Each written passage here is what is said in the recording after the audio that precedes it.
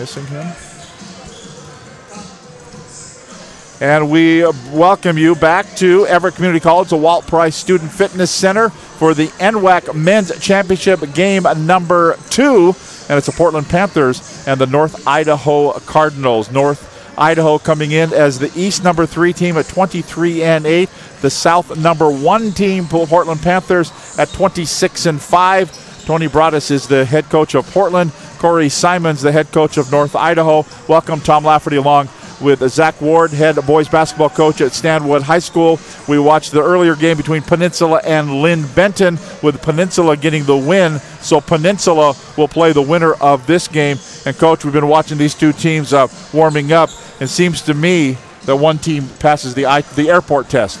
Yeah, the eye test for North Idaho is real. A little bit of everything. They got size. Look like they're shooting the ball really well.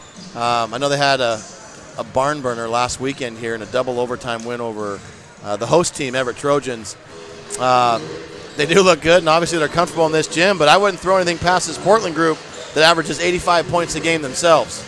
Well, and you've got 3 players, right, that played for you at Stanwood High School, played for Everett Community College. We did, That yeah. probably still hurts this weekend. Yeah, you know, I was able to communicate with them a little bit after the game, and yeah, sure, they're disappointed, but, you know, it's not the first game they've lost, and the first game that they've lost, you know, to end the season. But, you know, my message to them was, you know, you guys have won an incredible amount of games throughout your career, and they're, all 3 of them are such mature young men, and they get that. And, yeah, it's no fun when you're that team that loses and go home, especially when it's in your own gym. But if you watched any of that game, man, it could have gone either way, and they could easily be playing in this game right now.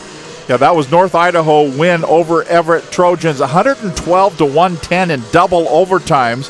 And what we see by that game for North Idaho, Raekwon Evans is the real deal. Played 49 minutes, 47 points. Did it on 16 of 32 shooting, so shoots at a good percentage, 10 of 12 from the line as well. 47 points.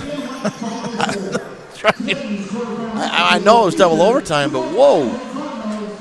And in that game, yeah, Raekwon Evans, as we mentioned, 47 points and also 25 points. He's 22 back, and Woods had 25 points in the ball game. Ashante Potts Woods. So Raekwon Evans out of Skyview High School in Billings, Montana. You got to think 4 year colleges are giving him a look. Oh, for sure. Oh, yeah. I mean, and not just by that 47. He comes in, like you said, averaging 20 points a game. He's definitely on the radars as a sophomore. Let's take a look at the starting lineups for North Idaho. Raekwon Evans, we mentioned, out of Skyview High School, 6'4" freshman, 20.7 points per ball game. Jalen Burke, a 6'6" sophomore, at 10.5 points per ball game out of Red Mountain High School, Mesa, Arizona. Jared Green from Blackfoot High School, Blackfoot, Idaho, a 6'9" freshman at 6.3 points per ball game.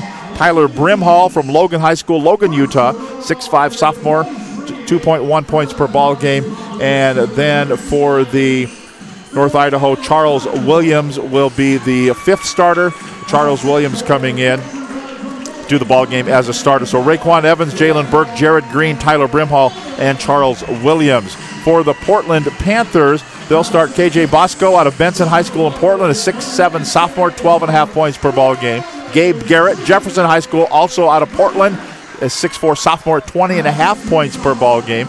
Cameron Rutherford, Benson High School in Portland, 6'8" sophomore, 13.2 points per ball game. Out of Gresham, Oregon, Centennial High School, Brendan Richard, a 5'11" freshman, 5.7 points per ball game. And then Frank Norman out of Benson High School in Portland as well, a 5'11" sophomore, 6.3. So quite a few Oregonians that stayed home, and they playing for Tony Broaddus and the Portland Panthers, 26-5. The South number 1 team coming in to the NWAC championship, and we're in the final 3 teams available to play for the championship. Peninsula's already punched their ticket to tomorrow's championship game, and we'll see if Portland Panthers and the North Idaho Cardinals will be ready to go as well. We'll take a break, come back with tonight's opening tip-off and game action. North Idaho and Portland for spot number 2 in the finals. You're watching the NWAC championships on STSPN.com. The first day of school is kind of scary. You don't know your teachers yet or who your friends will be. But school is really important. It's how you learn things and grow. Okay, I'm ready. You're gonna do great, Mommy.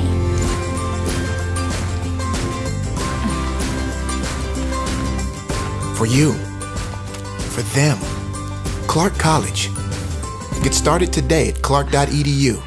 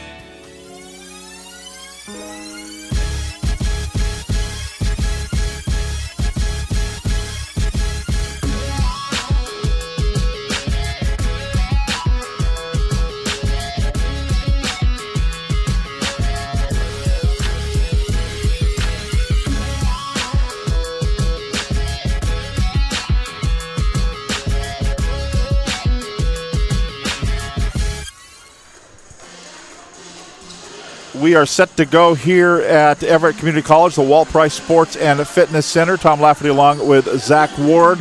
Earlier, it was Peninsula over Lynn Benton, 89-75. So Peninsula is ready to watch this game with interest to see who they'll play tomorrow for the championship. Jeff Flowers, Ben Wolf, Travis Bain are the officials. Davis Torgerson is the alternate.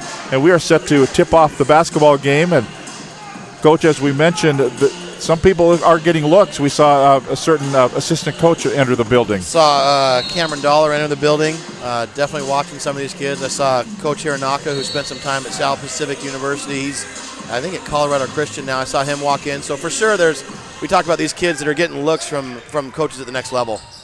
Here's a dribble drive to the baseline. It's going to be a miss there. And back out they go. Portland with the basketball to start things off. They're wearing the white uniforms. Moving to our left. Down low they go. Little runner that won't go. A miss by Brendan Richard. Portland with the miss. North Idaho will bring it up. North Idaho in the very dark gray uniforms. Kind of looks like Stanwood High School uniforms. I love it. I was just going to say the same thing. I got a design option for next year. I do like the back design there. Yeah. As North Idaho, the Cardinals moving to our right. They have it down to 7 on the shot clock, and they never got a shot off. And do they get yet? No, saved from going out of bounds, and now it's going to be taken by Portland. Panthers with it now. Little runner won't go, and an offensive foul is going to be called. They're going to say cleared out with the elbow, and we go back the other way, North Idaho basketball. Really aggressive play. Great job defensively to get into a good guarding spot and force a tough shot, and I think the offensive player did push off there. Does it seem more like a rugby scrum than a basketball game so far? Early on, a much different feel than the game we watched before this. Top of the key as North Idaho, Charles Williams, now Raekwon Evans at 47 in the double overtime win over Everett. Here's turnaround runner that rattles out, no good. A miss on that end by North Idaho. And now we're going to have a 3-ball attempt on the other end, falling down to the floor after KJ Bosco launched it. It wouldn't go. Yet to dent the scoreboard, a minute and a half into the ball game. We had history last night with UMBC meeting Virginia. We may have the first scoreless college basketball game ever. Never say never. I got a feeling it'll heat up here. This is Lane Josie. Now back out to the top to Norman. They'll set up the half-court offense. They work it to Rutherford. Give it off to Norman again. Closed off there. 14 to shoot. Long cross-court pass right side. Found Richard elevates 3. Ball won't go. And the rebound's going to be grabbed down by North Idaho as they bring it out of back court. That's Williams. Interesting, Williams not listed on the roster in the program. But he's playing in the ball game right now. He's starting point guard. They dump it low, turn around off the glass, and there's the first points of the ball game. They got it inside, and the bucket up and good by Jared Green out of Blackfoot High School, Blackfoot, Idaho, and North Idaho with the lead here in the early going. Not as early, about 2.5 minutes into the ball game. Now Portland with it. Going in, a little runner that won't go with a one hand. Lane Josie with the miss. Rebound controlled by North Idaho. Raekwon Evans directing traffic. Fakes right, goes left, puts it up, and pops it in. Already, I like the way he plays. I would think he just got to feel really comfortable in this gym and kind of picks up where he left off last weekend. A 4-0 lead for North Idaho. Josie backs up, turns, skyhook won't go, gets his own rebound, back down. I think it was, no, they're going to call offensive foul. Yep. Yeah. I think that's the right call. Frank Norman kind of looks at the official and kind of gives him a snotty look. he didn't like the call. I don't think he agreed with it. No. A 4-0 lead for North Idaho. And North Idaho will bring it up. The North Idaho Cardinals.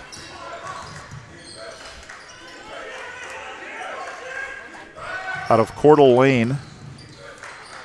And, of course, Portland Community College out of downtown Portland, Oregon. Turnaround up, no good.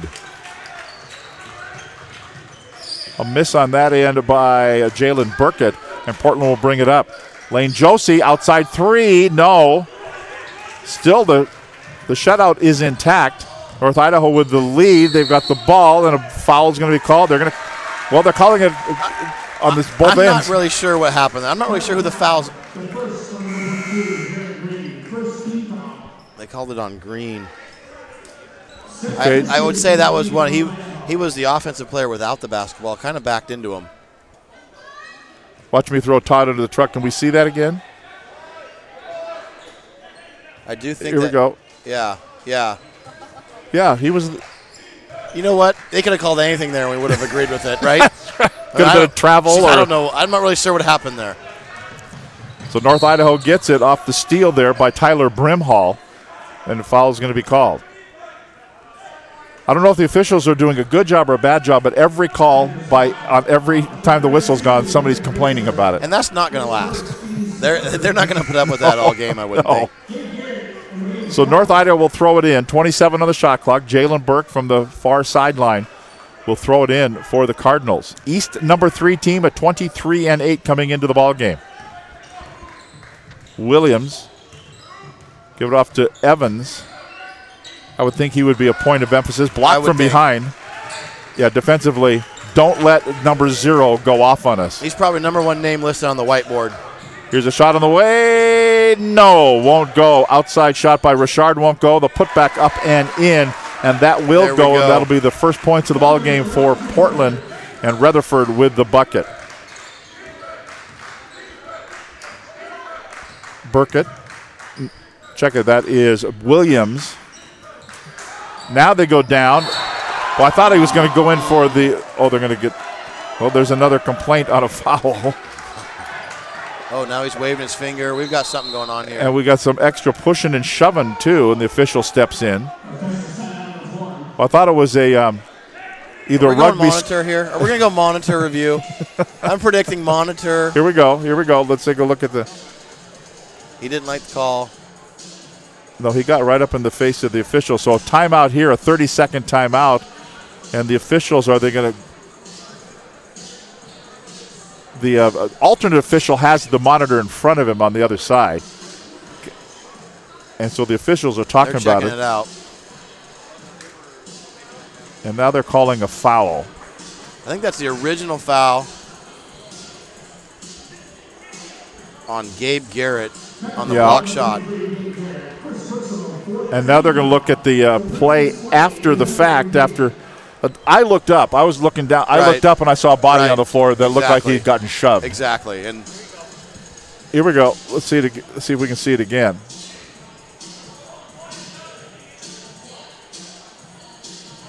I think that was after, or has it happened yet?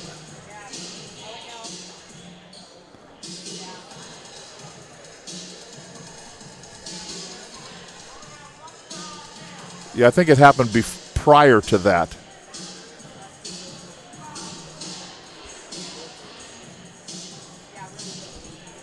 Or is this is the play?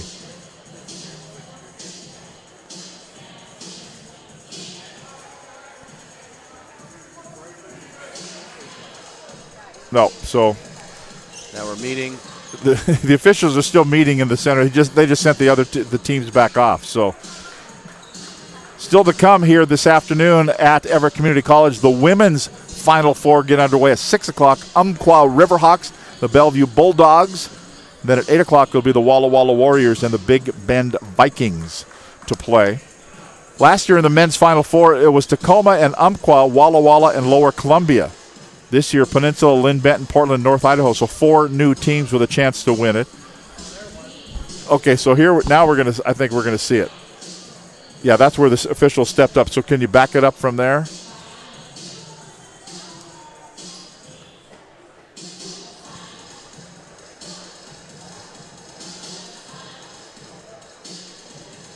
Here's the original block. Boom, foul. Yep. Not happy, but it's all good. Look at the free throw line area. Boom.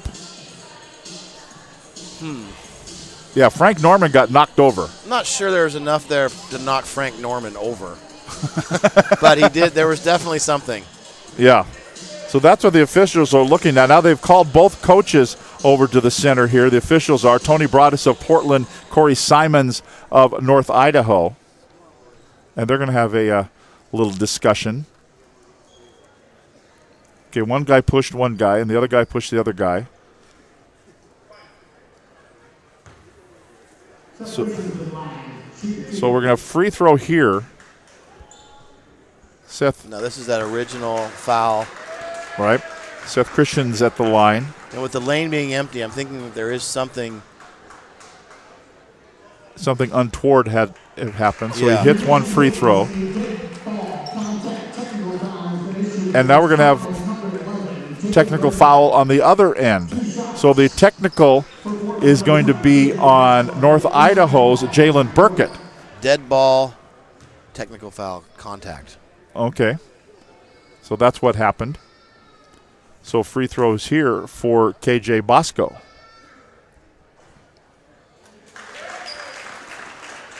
You didn't know we were going to have to. Boy, I think let's just play. Well, with the emotions and the energy early, I mean, we're only not even 5 minutes in, and we've had some action already. Right. I think this could set up for a really good basketball game here. Hopefully, tempers don't flare. Well, and here's an example, too, where the officials need to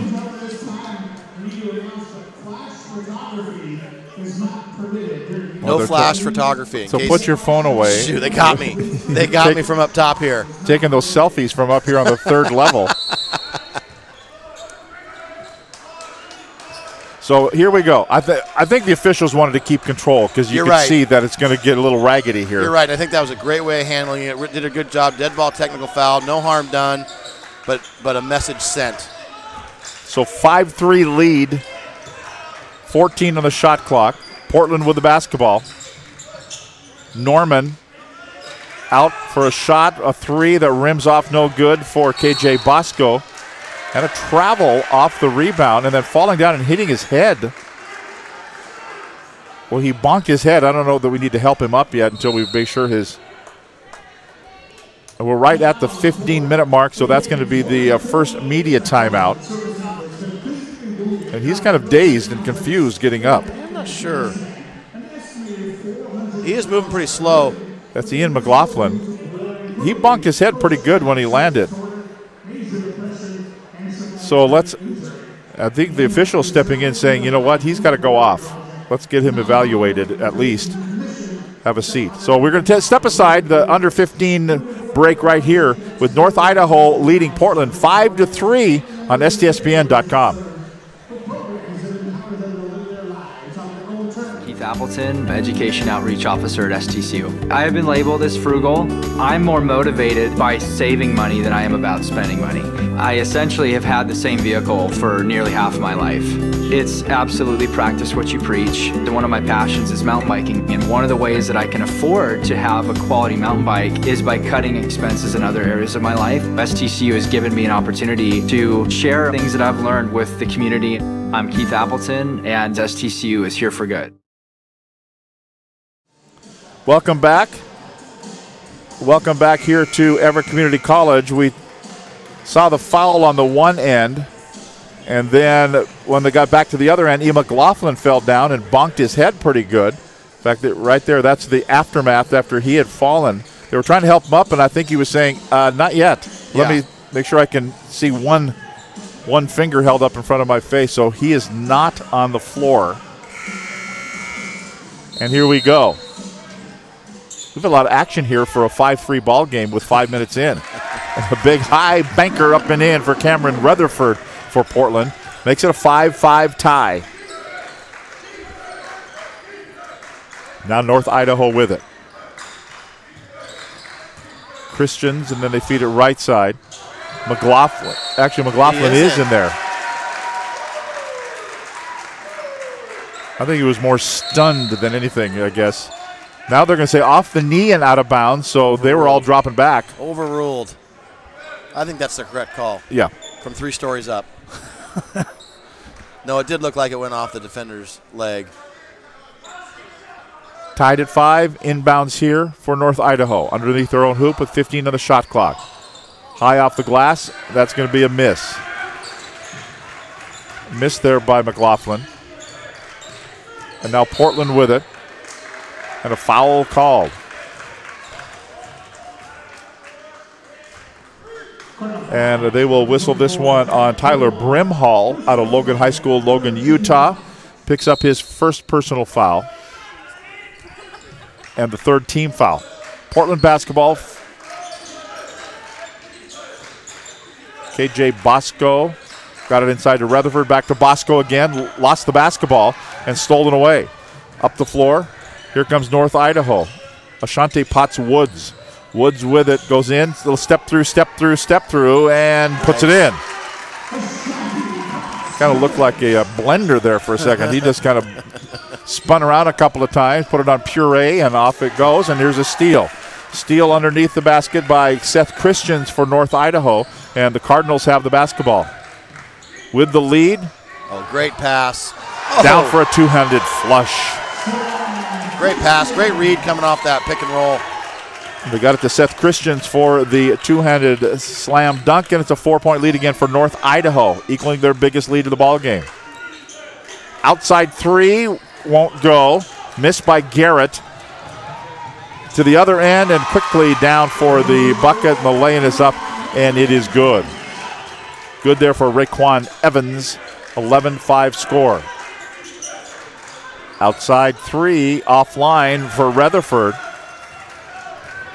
And McLaughlin grabs the rebound.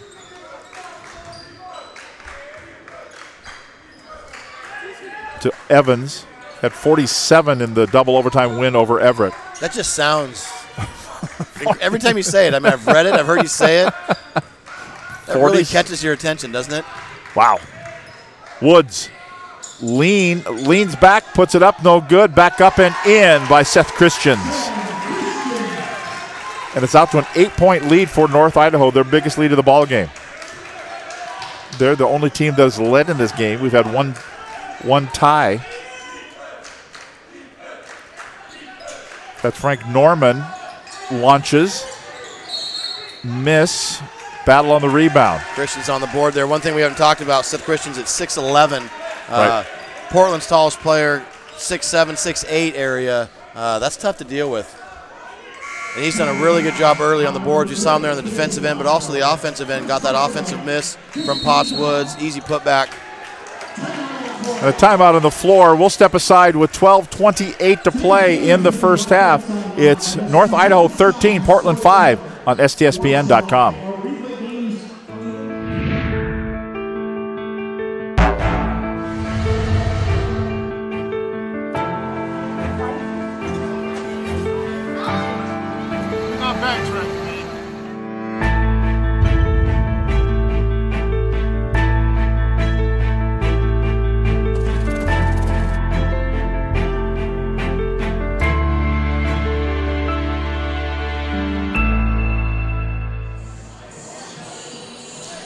Jet City Roller Derby brings the sport of roller derby to Snohomish County. Tickets for Jet City's 11th season are now available with doubleheader bouts at Edmonds Community College, featuring a family-friendly environment and a beer garden.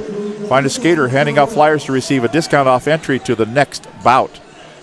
So if you're Cameron Dollar, who are you looking at? Seth Christians? 6'11". I think you talked earlier when we shared about height. 6'11". Give me the 6'11 guy. Yeah. Just a guy, big body. I think there's actually there's a handful of players out here that I'm sure he's looking at. And probably this isn't the first time he's watched him play either. You know, he's probably watched him play a couple times, maybe even high school before the community college level, and checking on development. Well, and I would think that, well, when Cameron Dollar, because he's here in the building, was at Seattle U, you put it into memory bank and who the guy is, and you know the high school coach. And Yep. No doubt. Hey, and maybe Joe needs to go for a year or two to CC ball, right? Maybe he wouldn't play for us for 2 or 3 years anyway. Maybe he should go a different route. And then we'll take a reevaluate. We'll take a look at him, exactly. Yep. North Idaho with the lead, 13-5 over Portland. That's Potts Woods with a long outside three off the front of the iron, no good. Terrell Hicks grabs the rebound for Portland.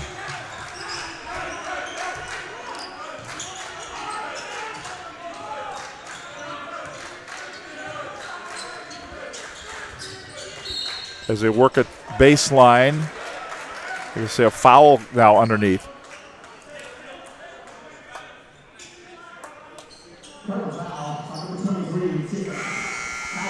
And the foul is going to be called on North Idaho's Jacob Cowley out of Walnut Grove High School, Vancouver, British Columbia. Made his way to Coeur d'Alene. So Portland with it. Down by 8. Hicks has it. Now Richard went in off balance, and then he traveled. Yep. He was looking for a foul, didn't get it. So in the meantime, traveled with the basketball. And the few possessions early that North Idaho's gone 2-3 zone has really caused some frustration for Portland. They've done it at baseline out of bounds a couple times, but also up in transition a couple times, making them think a little bit offensively. North Idaho with the lead and the ball. Christians is the big guy, the 6'11". There's a runner that rattles off the front of their iron, no good by Brimhall. And they're going to say out of bounds, and so it'll be turned right back over to the Portland Panthers. South #1 team, 26-5, wearing the white uniforms as the higher seed here in the final four, the final two here. And the ball went out of bounds, kind of off the face of Cameron Rutherford and out of bounds, so North Idaho will take it.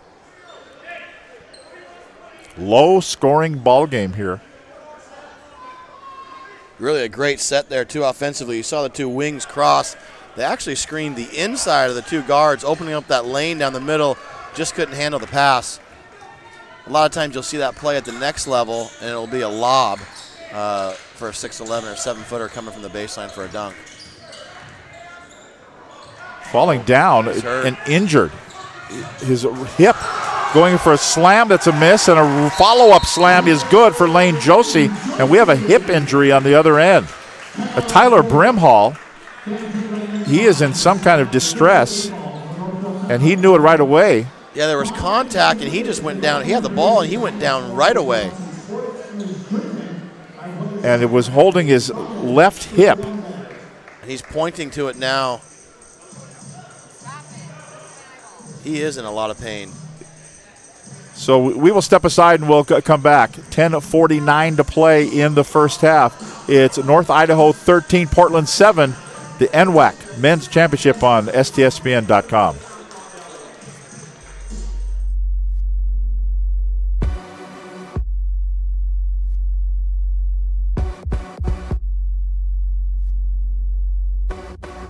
Training is definitely making myself better, but I know that it's going to end up making my teammates better.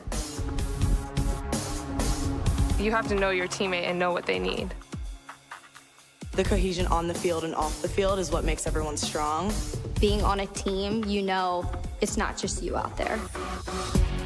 I would do anything for the player next to me, behind me, in front of me. Practicing day in and day out, trying to be the best me so they can be the best them. It's like a sisterhood that you have with those girls. It's just really empowering. They're all doing crazy things. And you want to be like them and you want to push yourself like them.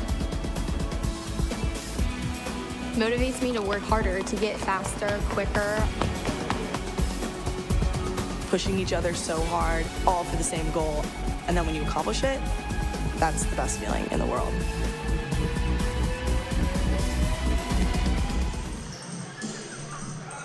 So Tyler Brimhall is helped over to the sideline. In fact, they're going to take him back to the training area, or at least to the end of the bench.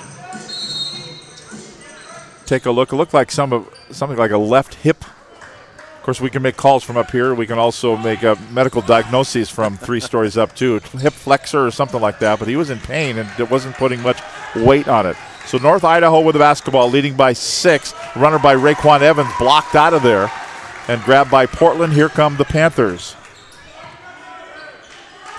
And again, North Idaho in that 2-3 zone, trying to control pace, game flow. Portland scored. Lob down low, then feed it over to Joseph with the bucket. Got it in down real deep to Cameron Rutherford. He saw Josie with a better, higher percentage shot. Well, for one thing, he could see the hoop from where he was rather than being that far underneath. Really impressed by the Portland offense last 2 trips with what they do against the zone, screening the zones. Something that you don't see a lot, but we like to do at Stanwood a lot, is setting screens on the zone just because people are responsible for areas and not players. That was Ashante Potts-Woods with that last lay-in, 15-9. Portland scored 80-plus points 23 times. They're on pace here for 36. Yeah. And I think that's possibly why you see North Idaho in that zone, forcing longer possessions, but got more injuries. Follow up by Lane Josie. Yeah, who's going to be left standing at the end of this ball game? Don't need to lose any more players. Raekwon Evans is on the dribble here. Potts-Woods. He will put it up from the just above the free throw line. It'll be a miss, and Lane Josie grabs the rebound for Portland. Panthers down by 4. Could be 1 with a 3, but it won't go. A miss by Joe Morales out of Roosevelt High School in Portland. Dribbling in, there's Raekwon Evans. Really nice job in transition. Got the steal on the sideline, just kind of kept it the whole way. You're not going to pick me up. I'm going to go get a lay-in. Out of Skyview High School in Billings, Montana, with the bucket and a 6-point lead again for North Idaho. Turn, face, and fire that won't go. Rutherford with the miss. Rebound cleared down by North Idaho. Grabbed by Ian McLaughlin. Now in to Potts-Woods. That won't go. Ball went out of bounds. And we're going to have a timeout on the floor. With 8 minutes and 18 seconds to play in the first half, it's North Idaho 17, Portland 11. You're watching STSPN.com.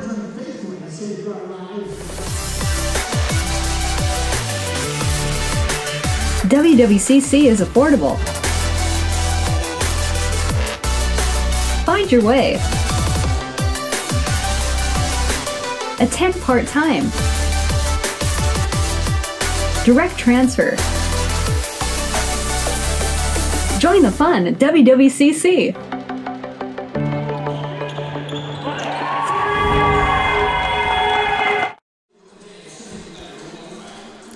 EVCC trivia time. Why do 19,000 students choose Everett Community College every year? Well, the answer, we have fun with sports, live music, and more. You'll never want to leave. Register now for spring classes at everettcc.edu. You know, you could re-enroll here. You'd spend your whole time in this room, in the gym, or over in the weight room. Let's do it. The exercise facility. Yeah, it's a little different facility here than it was back in the mid-'90s. But what a beautiful building. They've really done a great job. Everything from when you walk in, just that hallway out there to before you even get in the gym, everything looks top level. And then you walk in the gym and I look around, I immediately want to know the amount of hoops. How many hoops do they have? You always want it, and they do a great job here of having side courts along with the main.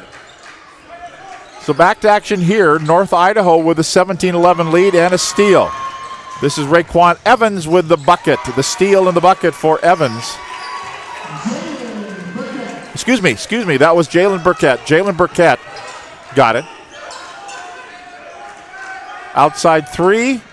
Down it goes for Terrell Hicks for Portland. Pace is picking up a little bit here. Yeah, it was kind of pretty lethargic the first quarter of this first half. Little runner that will go. And that was Williams, Charles Williams with the bucket, 21-14.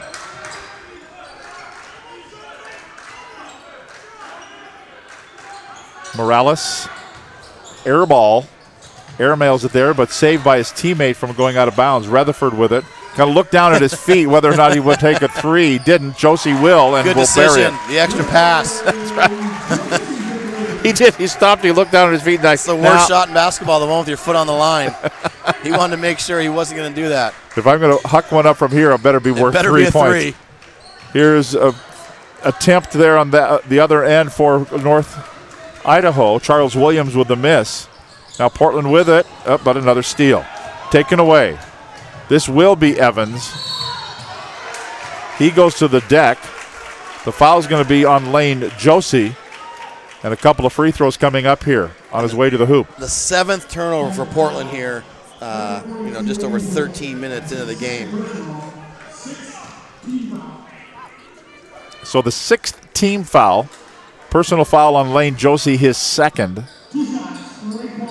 And Raekwon Evans will be at the line. 20.7 points per ball game during the regular year.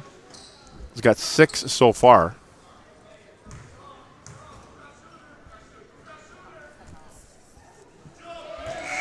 First one is good. North Idaho beat Lower Columbia 86-68 last Saturday in the round of 16. The round of 8, as we mentioned, a double overtime win over Everett, 112-110. Next free throw good for Evans. Gives him 8 points in the ball game. And the lead is 23-17. North Idaho has led by as much as 8. Portland has not led in the ball game so far. Panthers with it, an outside three, stuck. Stuck there, we go to the arrow, and it'll go right back over to North Idaho.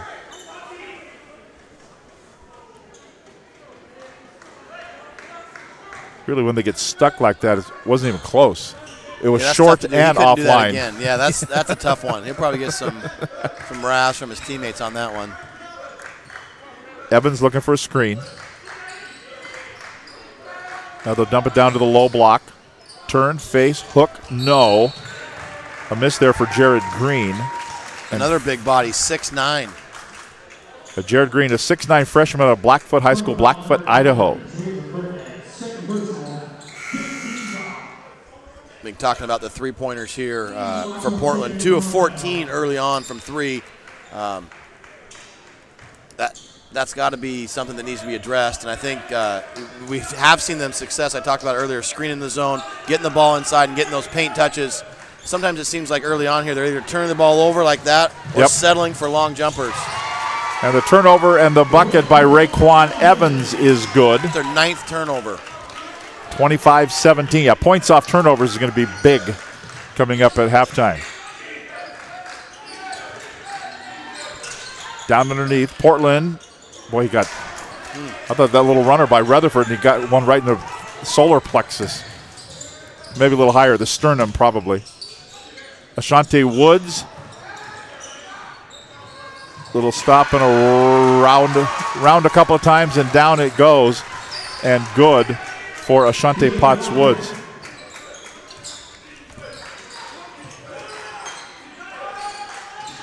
Outside shot. That three won't go.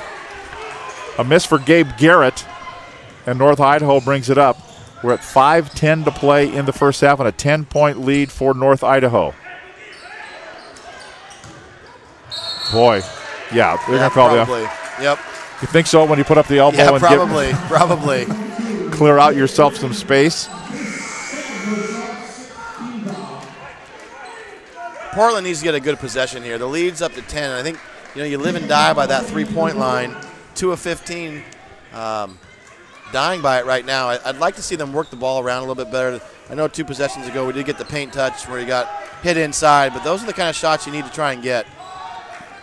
See what they do here on this possession.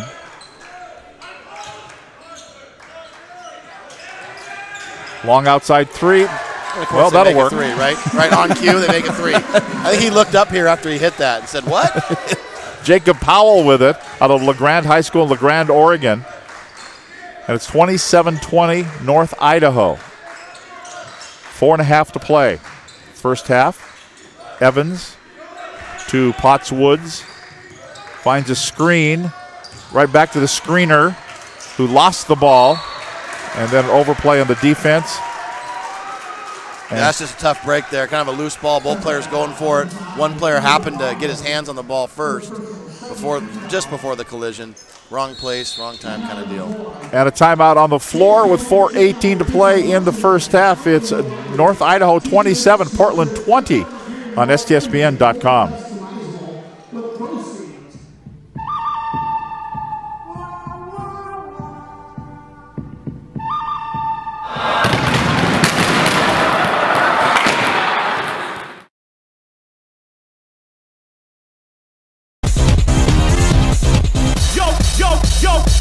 Yo, ready to play?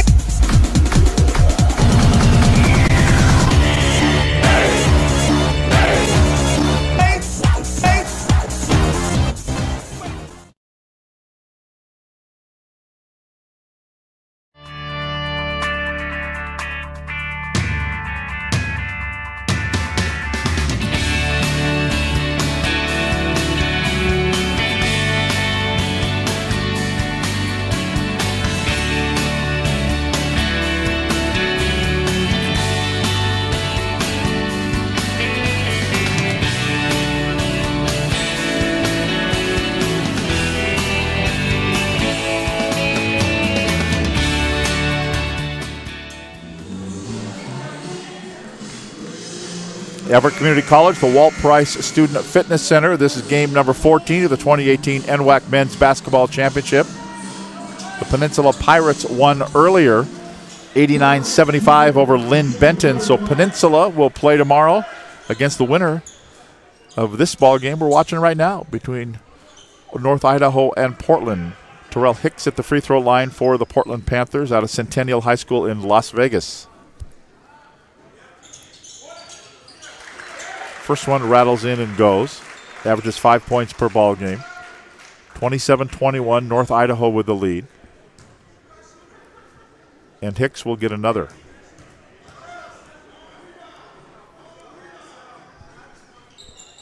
He's got 5 in the game. And here comes North Idaho with a 5-point lead. So that 10-point lead cut in half here in the last couple of minutes. Raekwon Evans works top of the key. They just work around for a good look, and that three won't go from the left corner there. And it'll be Portland basketball, down by 5. Hicks to Powell. Kind of wanted the three, but the defender was right in his face, trying to lose the defender. Then he gets double teamed out of this zone defense. So now they'll work it over right side. Gabe Garrett with it. Delane Josie back to the basket. He gets in traffic. Forces it up. It goes. Shot clock violation. Shot clock. Yeah, they worked and worked and worked and couldn't get it.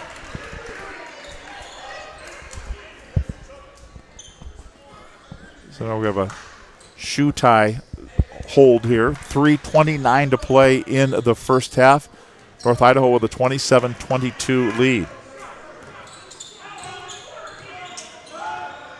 And now it looks like Portland's gone zone. Well, and it worked that time because they get the turnover. So Portland brings it up. Powell to Hicks. Baseline Garrett. No. And the rebound is going to be grabbed by North Idaho. It's crazy. Little things like that. You think that's not that big a deal. They just switched the zone. But now I've got to get out of my comfort zone of what I've been doing for 15 minutes of the game. And it's hard to make sure that 5 guys are all on the same page. Of course, when you're 6'11", and there's nobody around there, just throw it to him. Rule number, throw it to the big Throw guy. it to the big guy. Seth Christians with a dunk, and it's 29-22. Basketball really is a simple game, isn't it? It can be, yeah. You just have to remind yourself of that a lot. Yeah, we're going to run this, we're going to run that, Yeah. we're going to do this. And all these nice plays. You just get it to the big guy. Why? Because he's bigger than everybody. Well, I shared off air. Len Bone, long time at Snohomish High School. He said, when John Brockman played for us, I was really a good coach.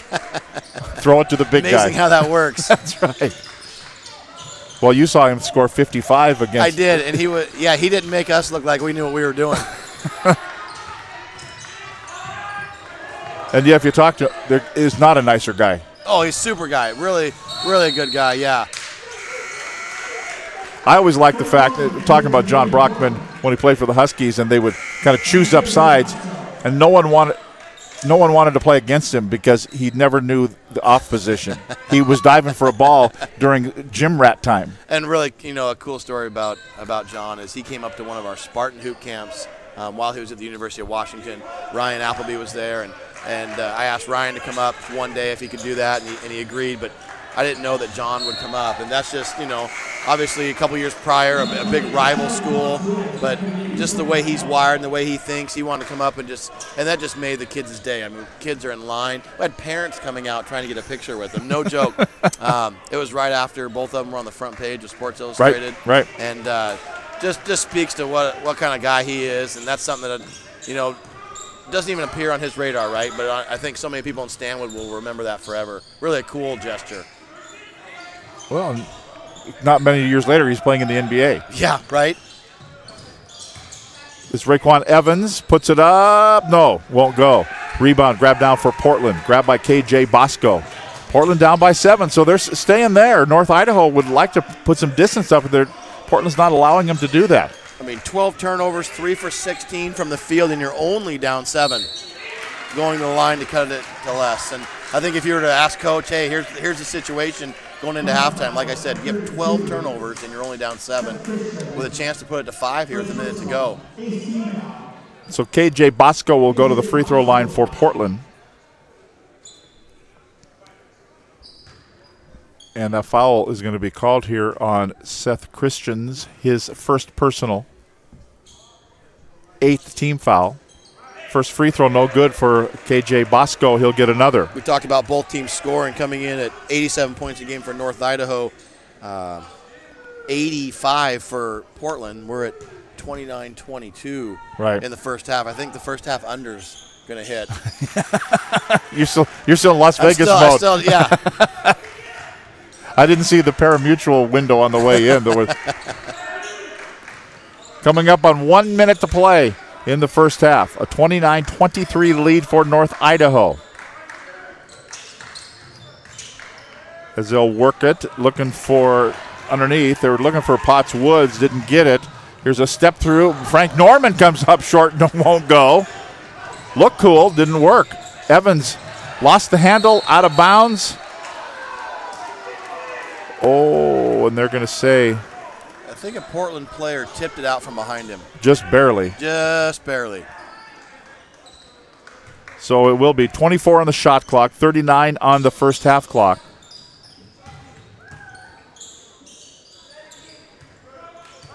And North Idaho, Lashante Potts Woods. Long outside 3. Won't go. It's going to be a miss. Miss out there by Keegan Crosby.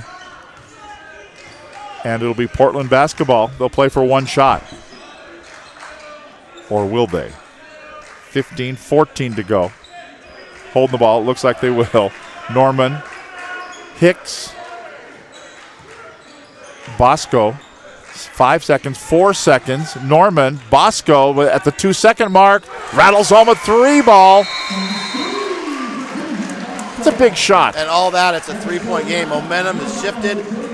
You didn't play the best half, I would think, and you're only down 3 points. I think there's a lot of positives for Portland going in compared to what it was 6 minutes ago. So there's your halftime score. North Idaho 29, Portland 26. Our halftime features coming up here. You're watching the NWAC Basketball Championships on STSPN.com. Red Lion Hotels Corporation is built to thrive.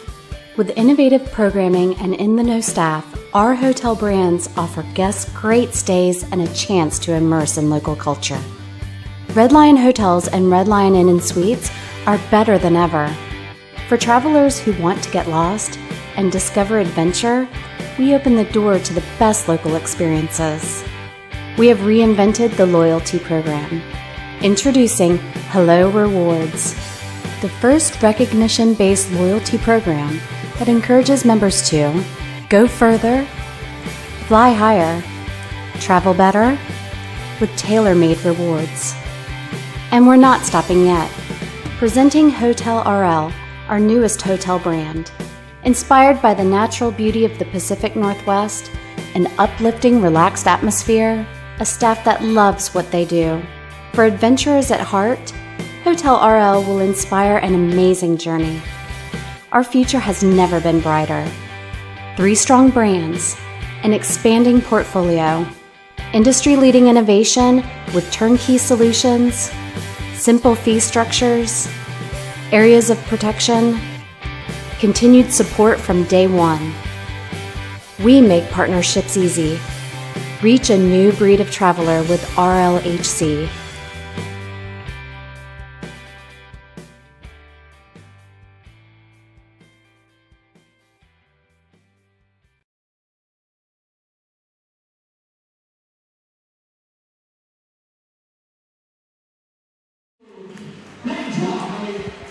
Welcome back to Everett Community College. The Final Four for the men going on now. The Final Four for the women are coming up. Game 1 of the Final Four for the women will be the Umpqua Riverhawks and the Bellevue Bulldogs. A couple of Umpqua Riverhawks are here. Let's meet the players. Tell where you're from and what's your name. I'm from Umpqua, and my name's Jordan Stotler. Are you Roseburg, Oregon. From Roseburg, Oregon? Okay. And tell me about Umpqua Community College. It's a great place, and it's nice because we're both from Roseburg, so we're playing at home, and it's just super homey and nice. And tell me who you are. I'm Taylor Strickland, also from Roseburg. Tell me the decision to go to Umpqua. Well, my dad is actually the coach. Well, so you're a legacy. Yeah, so my decision was pretty easy to go play for him. And now you're playing in the Final Four, chance to play for the championship. Tell me about the Bellevue Bulldogs. They're a good team. They're going to give us a good game, and we're going to go out there and, do what we do and play our best, and we'll see how it goes. So here's your chance. Tell me about Coach. Dave. Well, he's been my coach for several years now too, club ball, and he knows what he's doing, and we don't question him because he's been around for a while. So. Now wait a minute. You must question him. I question him about things outside of basketball. Okay. Basketball related, he has the ultimate say-so and everything. Well, ladies, good luck today. There you go. That's Jordan Stotler and Taylor Strickland from Umpqua. They're going to play in the Final Four and the NWAC Championships on STSPN.com. Life is about moments. If you fight, I fight. If I fight, we fight. You be there and watch what I do when the bell rings. Do you have that real look in your eye? That when you look at yourself in the mirror, you can ask yourself this question. Did I give everything I got? Did I lay it all on the line? Or am I cheating myself? What you say, Quaid? All right. See ya!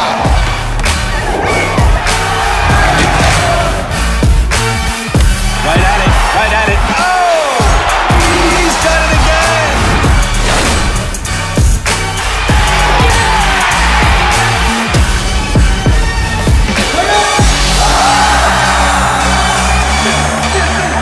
So whatever you're going to do, claim it. Leave your mark on this world.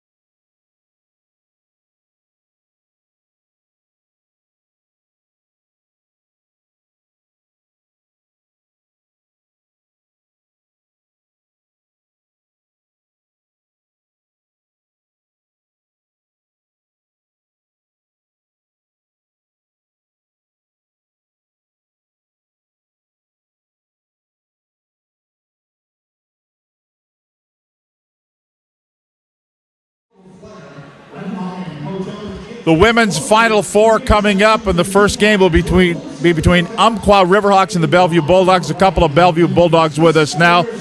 Tell us who you are and where you're from. My name is Molly Dixon. I'm from Seattle. What high school? Bishop Blanchette. Bishop Blanchette. And what's your name? I'm Brenda Cotto, and I went to Bothell High School. Tell me about the decision to go to BCC. Now, in my day, I went to BCC, and it was BCC. Now it's Bellevue College. I just went to an open gym one day, and I really liked the atmosphere and the girls, and decided that I wanted to continue to play basketball.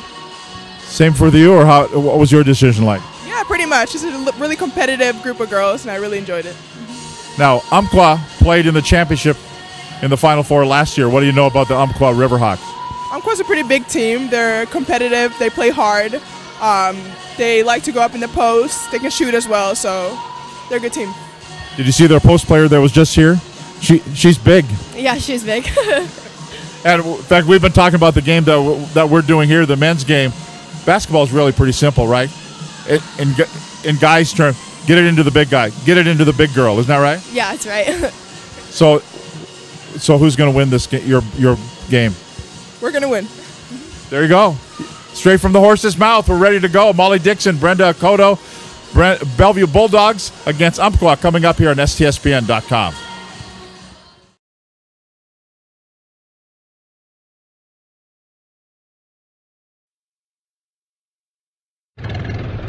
Historic, unique, exciting. As challenges continue to test the mettle of Americans, your community has to depend on willing citizens just like you to answer the call and respond to local disasters and other times of crisis. You may be surprised to find out who we are and what we do. In fact, it could actually be your story too. The Air National Guard. From the arrival of the first colonies in the New World until today, communities across America have depended on their own local patriotic citizens to be available for extraordinary challenges as a part-time militia guard. For over 300 years, they have been in every war and rushed to the scene of every natural disaster. At the turn of the 20th century, when airplanes were used for various military needs, the state National Guard units flew for domestic use as well as preparing for wartime needs. December 7th, 1941, a date which will live in infamy. It soon became clear that the professional use of aircraft was very important to the United States. After World War II, Congress created the United States Air Force and transformed the aviation units at local guard units into the Air National Guard. Now, in more than 130 communities across the United States, the Air National Guard covers a wide variety of jobs, nearly 200 part-time and full-time career opportunities. Each location can host any number of unique missions, and each one of these missions includes many exciting jobs waiting for you to master. As our name suggests, air means you could be involved with aviation efforts, including space and cyberspace, volunteering for both state and federal needs.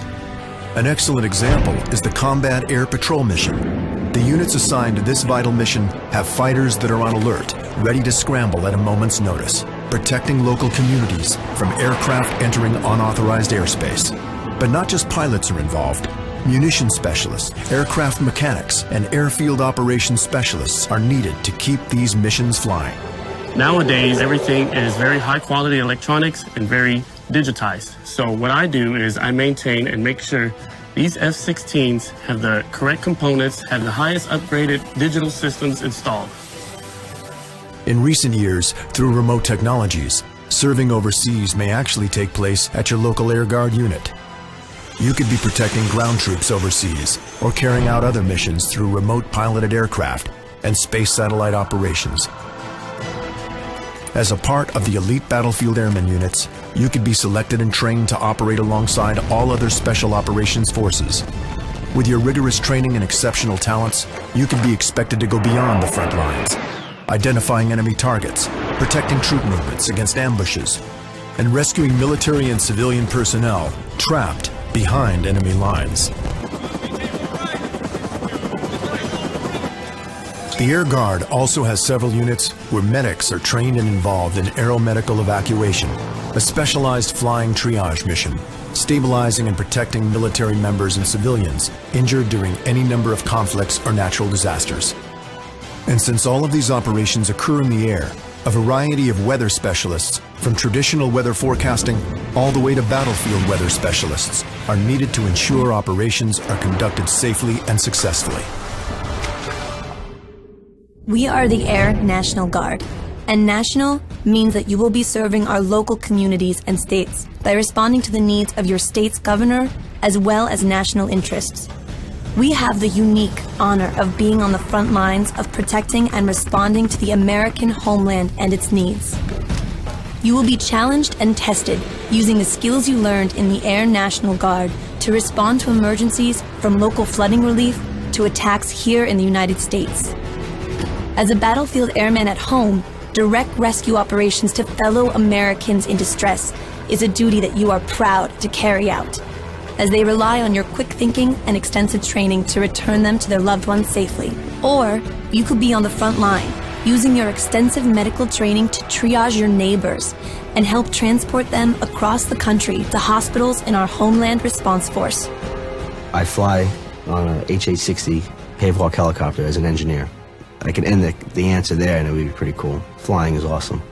On top of it, our mission is rescue, which is, in my humble opinion, there is no better mission than putting your life on the line for somebody else. Our Red Horse and engineering units can use your dedication to do everything from clearing the way for emergency routes, rescuing people in buildings, and rebuilding runways to keep the rescue efforts moving. You could also be a vital link to essential services as you assist in the logistics, coordination, and direct distribution of food, shelter, and basic necessities to emergency workers.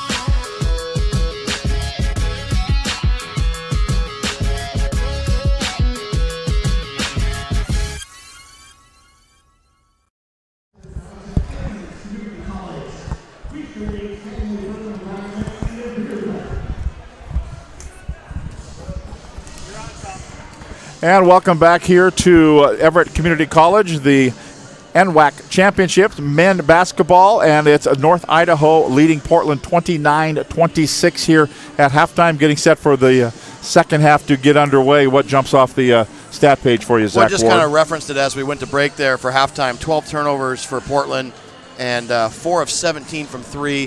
Of course, a big one there to end the half, and you're only down 3 points. So I think kind of recalibrate here. You're not in too big of a hole. You're playing for a chance to play in the title game tomorrow night. You know, both teams are in a great spot. I think both teams would be more comfortable scoring more. And I would say low-scoring game. Yeah, yeah. Talk about, and you do it at the high school level, doesn't matter what level and what sport really.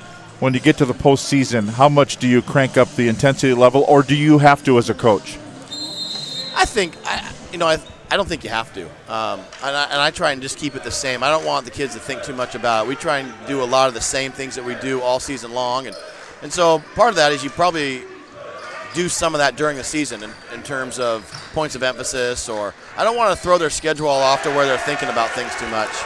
Well, how about that? Outside three ball up and good for KJ Bosco, and for the second time in the ball game, we're tied. North Idaho had as much as a 10-point lead, and it's 29-29 now. Low-scoring game. North Idaho's had the only lead in the ball game. Portland has not led. And now North Idaho trying to retake the lead here. North Idaho moving to our left in the gray uniforms. Outside three ball that won't go for Potts Woods. And Portland will bring it down. Chance for their first lead in the ball game. Norman feeds it right back to Lane Josie. The old school give and go right there. And they have the lead. Only our first lead change of the ball game. Yeah, isn't that right? Old school give and go. Old school give and go. Here's a little runner that's up and good. Nice drive. And that's Burkett with the bucket. Jalen Burkett, 31-31. Outside through, I think it was a 2, but it won't go anyway. It's none if it doesn't go through. Dribbling in. Boy, left his hands late, didn't it? It did. Right back down the lane, attacking, no hesitation. And Charles I'm Williams. wondering if that, I thought the block was late. I thought that might have been a goaltend. He did get the shot off. It was obviously in the act of shooting. Yeah, they're going to say 2 shots here. They're going to say no. Yeah, everything happened late under the hoop, Yeah. I thought. And then when it first happened, I thought, boy, that was late, but. Williams, free throw number 1 is good. So Portland now down by 1. They had their first lead there for just a moment. Next one by Williams is no good. Bosco with the rebound. Quickly up the floor. Norman has it. In front of the Portland bench across the way from us. Bosco. Richard. Feed it down to Josie. In there a long time.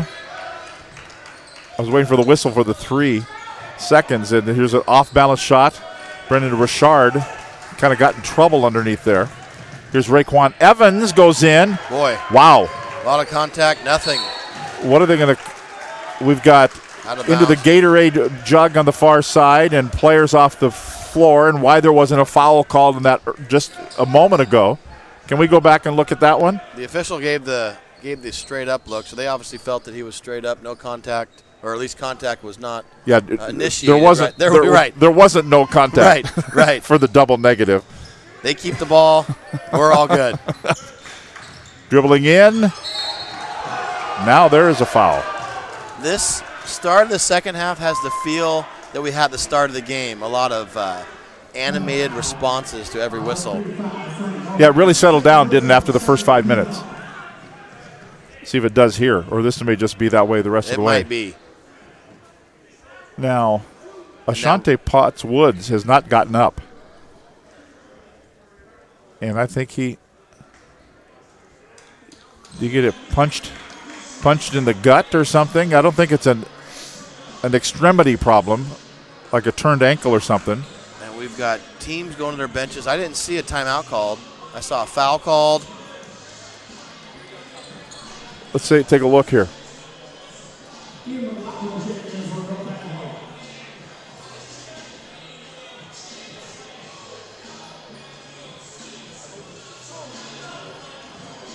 What we're seeing on the inbounds here, and then a push,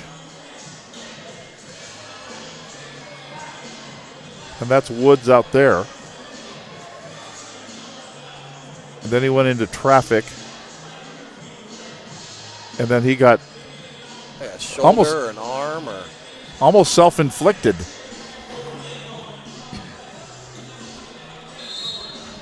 So I think they went to the monitor. They're going to say, we're good, let's go. This has been an interesting day of officiating that is just... Boy, you know, in this day and age, so many people are always all over the officials. Yeah. And I don't see a lot of people saying, hey, you know what, I want to become an official. Well, you know what? They're short of officials at every level. Well, yeah, and you don't really wonder why. Who wants to go out there and just get hammered by everybody in the stand? It's rarely, unless out of sarcasm, that somebody says, hey, great call. Right. You know, so. This is Jalen Burkett at the free throw line. Made the first, missed the second. The lead is 2 for North Idaho, 33-31. We've only played not even 2.5 minutes of the, or not even 3 minutes of this second half. Norman got great underneath it. pass. Josie. Good job.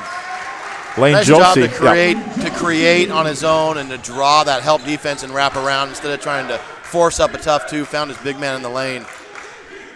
Tied for the 4th time. North Idaho with the basketball, McLaughlin. They work it inside. Oh, a near steal. Then taking it back was Burkett. Corner jumper for 3 that won't go. A miss in the corner there by Charles Williams. And the Panthers with it. Chance for only their 2nd lead in the ball game. Frank Norman out of Benson High School in Portland. He'll shoot a 3 and put in a 3. And Portland has their biggest lead of the game, up by 3, 36-33. Now North Idaho's kind of slowed things down. Gentlemen, let's make sure we're all on the same page, says Raekwon Evans. Looking inside. Williams. Now to Raekwon Evans. 5 to shoot. Evans on the dribble. Corner jumper by Williams. It's good. Charles Williams with the bucket. And it's a 36-36 tie. 5 ties in the ball game. Long outside 3 won't go. Bosco gets the rebound. Yep. And they will call the foul here. So the blocking foul called. It's going to be on Raekwon Evans, his first personal foul. And for North Idaho, their first team foul. Portland basketball out of bounds, fresh 30 on the shot clock. Frank Norman calling the play, looking for a screen. Doesn't really use it, puts up a 3 ball that won't go. And another board here for North Idaho. Runner, Evans was closed off there. That was blocked by Josie. Grabbed in the corner by McLaughlin. 15 on the shot clock. Evans directs traffic. Goes to Williams. Back to Evans again. Elevates for a 3. Good. Nice job there. You saw the ball reversal a couple times. They're making the zone shift from sideline to sideline. Something that seems so easy to say and to want kids to do, but really hard sometimes to get them to do it. You saw the benefits there. The whole zone shifted towards the bench side. Skip pass, wide open 3 for your leading scorer. How many points did he have last Sunday? 47. Find him. Over his shoulder, then the shot on the way from outside that won't go. A miss by by Richard. Grabbed by North Idaho. Swatted by Bosco. Body's on the floor, and a foul is going to be called. And we're going to have a timeout on the floor with 14:56 to play in the game. It's North Idaho 39, Portland 36. You're watching the NWAC Championships on STSPN.com. The first day of school is kind of scary. You don't know your teachers yet or who your friends will be. But school is really important. It's how you learn things and grow. Okay, I'm ready. You're gonna do great, Mommy.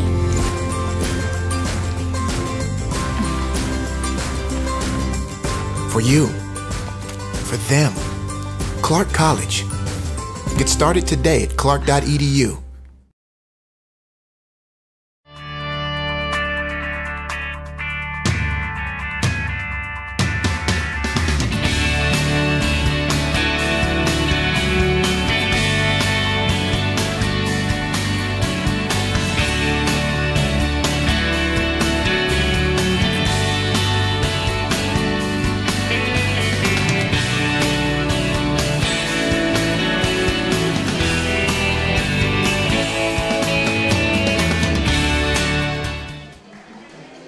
EVCC trivia time. Why do 19,000 students choose Everett Community College every year? The answer, we have cutting-edge technology, and we'll teach you how to use it. Register now for spring classes at everettcc.edu.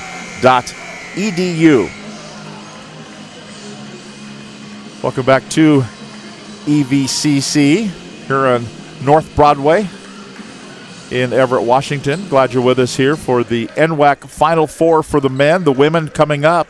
Umpqua and Bellevue in Game 1, Walla Walla and Big Bend in Game 2.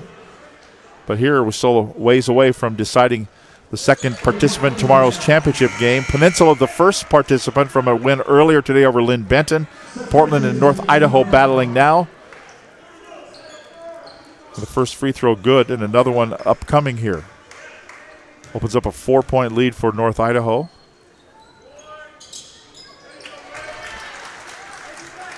And that is good. So Portland with it, down by 5. Frank Norman. Get to the lane, Josie. Looking for Rutherford cutting through there. Go in the corner to Bosco, back to Josie. Runner, they're going to say no. I think it happened on the floor. We're going to call it before. So called on the floor before the shot, so out of bounds at the baseline. Reset the shot clock to 20 in the inbounds here. Terrell Hicks, Bosco, 3-ball, too long. And a foul off the rebound. The rebound high in the air was Jalen Burkett to grab it, and then he got hit. And who do they get? Frank Norman with the foul on Portland. His third personal foul and the fourth team foul. So North Idaho basketball with a 5-point lead. Change directions is Williams. Little runner, a leaner by Burkett, won't go. Who's got it? It's going to be grabbed by Portland. Rutherford with the rebound to Norman. Bosco kicked it back out. And now both teams have gone back to man-to-man. So again, changing defenses, I think, a big key here. Outside 3. Not much of defense you can do there. Well, no, but that's, again, I mean, just little things. Inside, the defense collapsed, kick out, 3-point shooter. And they're obviously not afraid to put up threes. Is anyone afraid of putting up threes? Well, you're right. From sea to shining sea, if the threes are going up. I should say 3-point attempts definitely part of their offense. They have 25 3-point attempts so far, and we still have 13 minutes to go. Little up fake, going in closer, then leaving it there for a 2-handed. Yep. Great pass off the glass. That's one of those that I don't think that was the intention, but you just got to sell it later. Seth Christians with the bucket, answering at the other end. An offline 3 attempt by Rutherford won't go. Quickly up the floor comes North Idaho. Stop and pop, and bang, down it goes for Charles Williams. Revolting turning of events here for Portland as North Idaho's jumped back out to a 7-point lead at 46-39. Norman, corner Hicks, dumps it for Josie. Oh, they're going to call a foul first. Call a block on the pass. I think maybe Charles Williams. No, check it. It's going to be on Christians. Picks up the foul. His third personal foul, third team foul, so he has to go to the bench. Seth Christians out of Broadview High School in Lavina, Utah. 6'11" sophomore. Looking to throw it in with 20 on the shot clock. Terrell Hicks. Great play. Yep, got it on the backdoor lob into Rutherford. It's a play we saw earlier in the game, first half, where they reverse the ball to the side, and actually the ball side post player reverses and screens the outside of the zone opposite. Really tough to match up and guard. But kind of what we talked about earlier, just throw it up to the big guy. Get it into the big guy. There's a miss there by Ian McLaughlin, but not a miss there. That's Bosco with 11 points in the ball game. KJ Bosco closes it to 2. Now the ball goes out of bounds. Portland says they want it. I think the officials says, nah, stay on this end. North Idaho is going to keep it. So it was a 7-point lead. Suddenly, bang, zoom, it's a 2-point lead. Yeah. So out of bounds baseline at 23 in the shot clock. 12:04 to go in the second half. They'll swing it around to Keegan Crosby. Working it around the perimeter here. 10 on the shot clock. Long outside 3-ball attempt that will not go. And a rebound controlled here by and I think you Portland. find KJ Bosco again here. We had the backdoor dunk, wide open three. Let's get him another look. Boom. There you go. Yep. He's in the zone right now. I think there's got to be a must touch the basketball rule in effect. Our third lead change of the ball game. Portland leads it here 47-46. And he's got their last 8.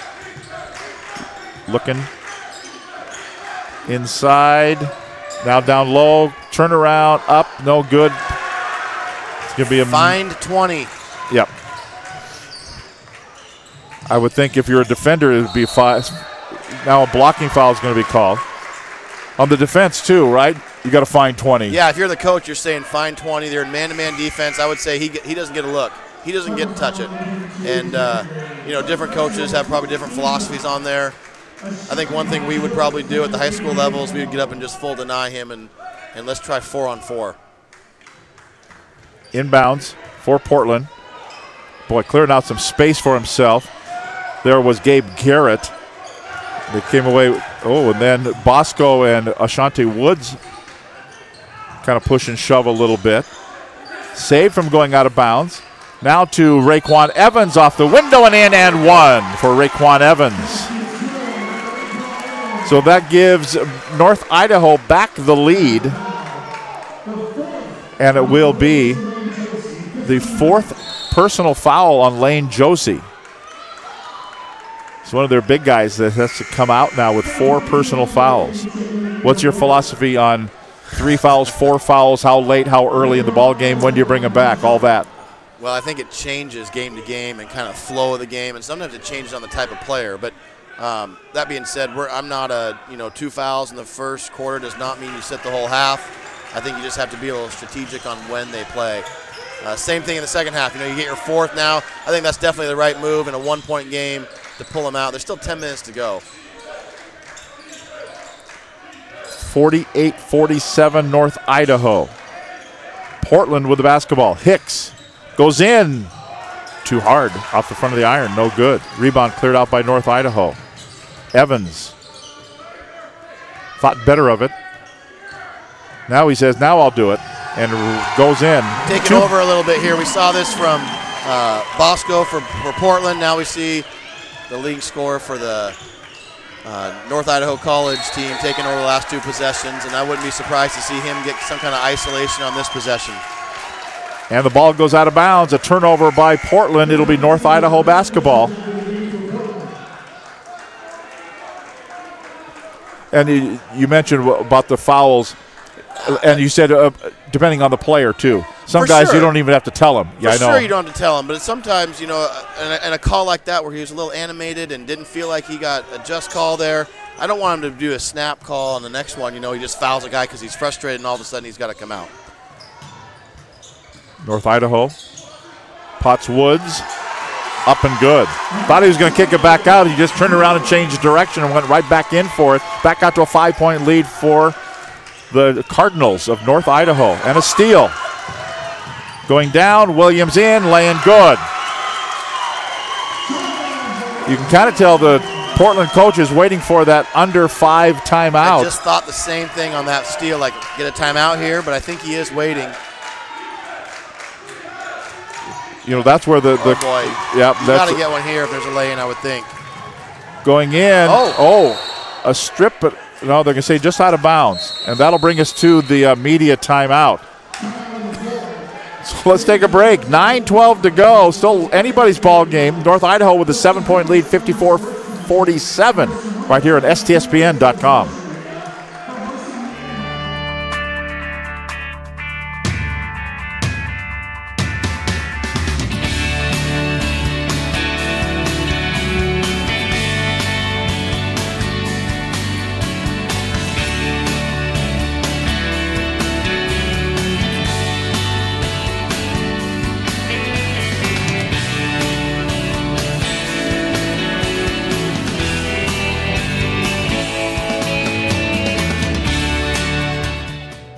I'm strong. I won't give up. I put my heart into the game. I learned from my mistakes. Focus. Determination. Confidence. I trust my gut. No limits. preparation, dedication, leadership. I want to make my team and family proud. and be an inspiration for other girls who like sports. Join the movement.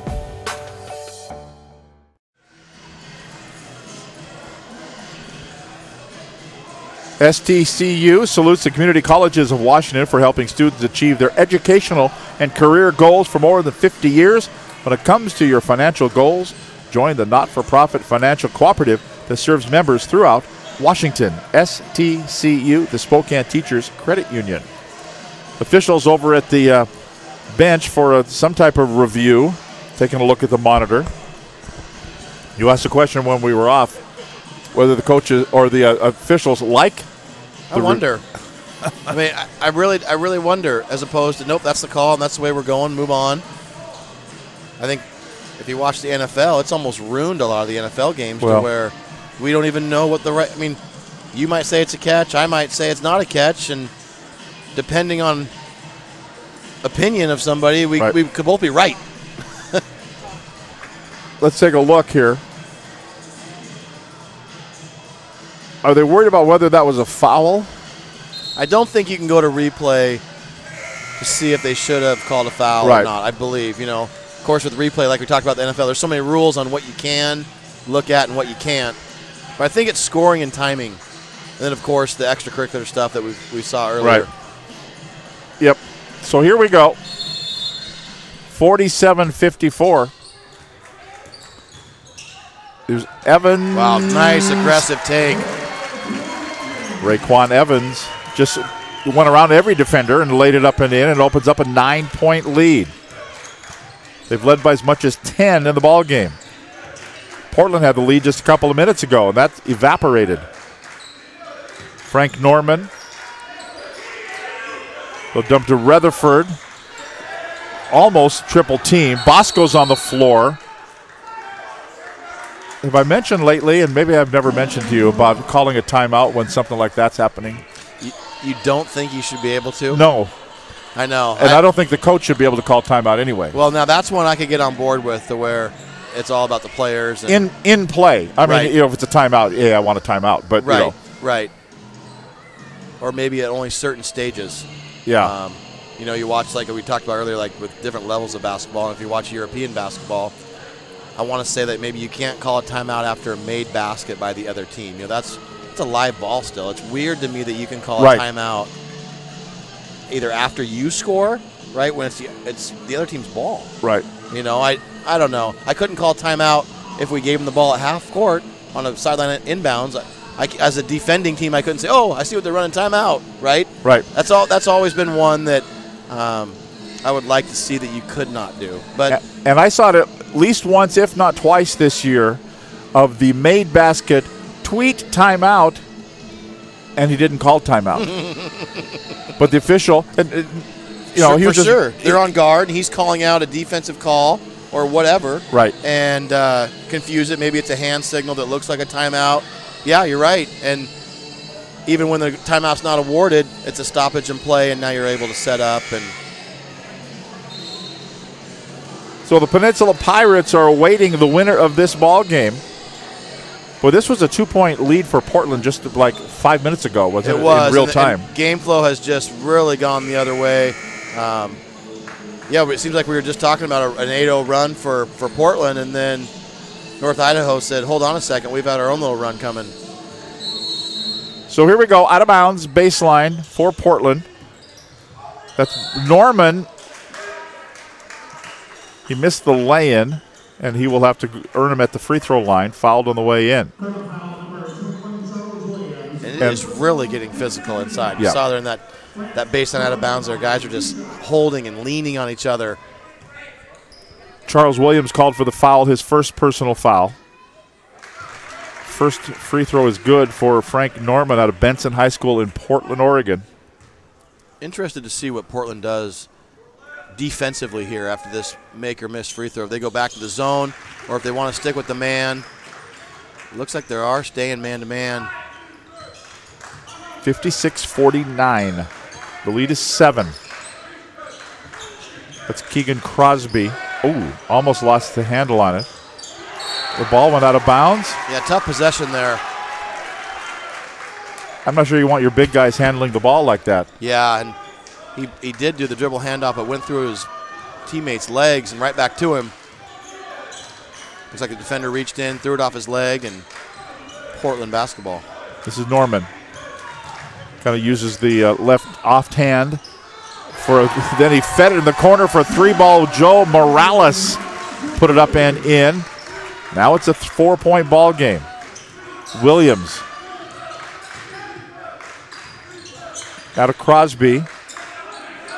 Bounces it down low. North Idaho kind of not looking like everybody's on the same page there, and that's going to be a lost possession and a steal there. Grabbed by Cameron Rutherford for Portland. Empty possession there for North Idaho. Didn't they look disjointed? For or was sure that they me? did. No, you're right, for sure. Backing in. Oh. Norman twice. Block foul call. Blocking foul is going to be called on Ashante Potts Woods. And boy, the official wanted to make sure that he was going to call the block too, because he wanted you to know that the block was called and the bucket was good. That's right. So it's 56-54 with a free throw coming up here for Frank Norman.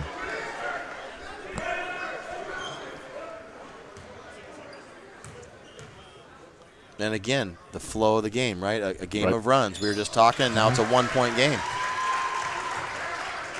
Yeah, it was a 3-point lead for Portland. Then it was back out to an 8-point lead for North Idaho. Now back to a 1-point lead for North Idaho with 7.5 to go. Anybody's ball game, a chance to play at the championship tomorrow for the NWAC. Charles Williams looking, starts the dribble. 10 on the shot clock now. Got the mismatch here, got the switch. Little spin move, split the defense. Look cool, didn't go. Yeah. Jalen Burkett, here's a chance for Portland to take the lead. Bosco, still in rhythm? No, he's not. It won't go. Missed that time. I think that's the look they wanted, though. Yeah. He ran straight to the corner. They pushed the ball up and found him wide open 3. I think they'll take that. Williams looking for a screen. Goes in, little double pump and one for Charles Williams. Let's go back to the previous possession. You like the shot in the corner by Bosco. Yeah, you know, I think that's part of their offense that we've seen where in transition, he's running straight to those spots. And I do like that it was an early offense, and it wasn't a field where he settled for it, where he kind of got it, looked around, oh, okay, I'll shoot it. I mean, he caught it, and we all knew that it was going up. Shows me that that's a shot they've rehearsed plenty of times this year. Joe Morales with the foul, his first personal, 6th team foul. Free throw good for Williams. The lead is 4 points at 59-55. Big point there. Portland never took the lead. They went on the run, got it to 1. Good answer by North Idaho to push it back out to 4. Nice pass to Bosco. Back over for another 3. That one won't go. A miss there by Morales. And now Bosco's kind of tangling up over there with Ian McLaughlin. I feel like anytime a whistle happens, I need to start looking off ball and seeing what's going to happen here. Yeah, don't look away. No. 7th team foul. So the foul is going to mean free throws on the other end into the bonus. And North Idaho's Ashante Potts Woods will go to the stripe. 4-point lead for North Idaho at the 6:21 mark.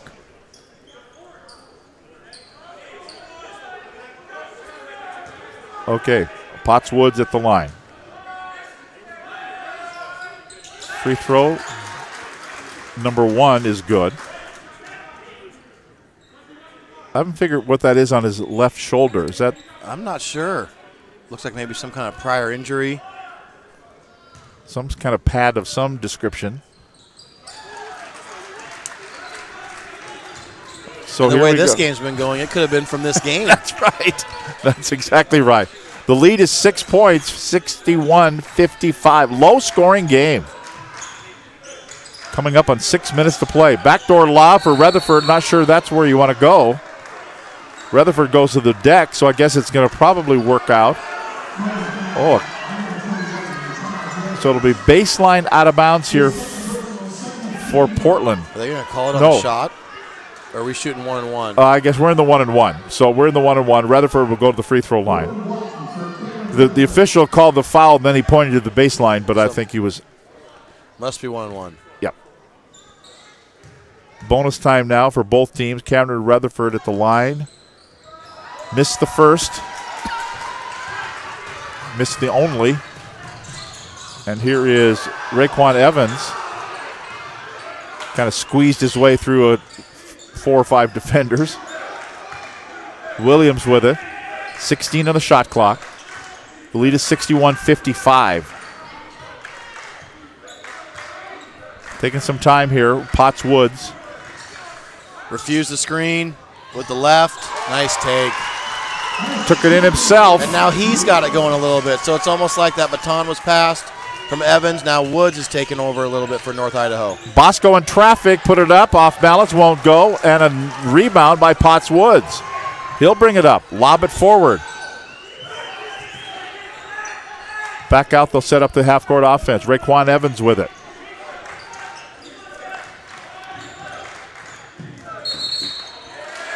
Oh, they're going to call a moving screen. They're going to call the moving screen there on Seth Christians, I believe. That's his 4th personal foul.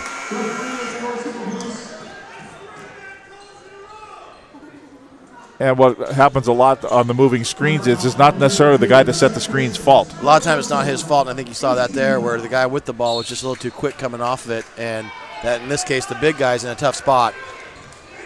You got to leave him hanging out to dry. Yeah. Hey, sorry about that, dude. There's a runner by Norman, no, but the follow-up by Lane Josie is there. Don't you love guys that follow? Man, just working hard and kind of almost, he's your teammate, but you're anticipating the miss, and you're doing that just puts you in the right spot at the right time. And, you know, how many times has he done that tonight in this game and probably didn't get rewarded with the putback, but was in that spot. Maybe the ball went in or it was a different kind of rebound. Potts Woods goes in. Well, we talked about him earlier in the broadcast about John Brockman, who played at Snohomish and then at UW.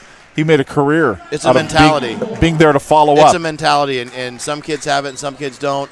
And, you know, honestly, it wouldn't work if every kid had it, you know. Right. But you've got to find those ones that do have it, and they're okay with doing all that work. And like I said, the ball went in, or, you know, the rebound went the other way and you weren't able to get it, but you were in correct position. Rebounding's an art. It's not a skill in terms of, you know, always being able to be stronger or faster or jump higher. We've seen plenty of examples of rebounders at every level of this game that just are smarter and put themselves in a spot to succeed. 4:33 to go. We'll take a break. North Idaho 63, Portland 57, STSPN.com.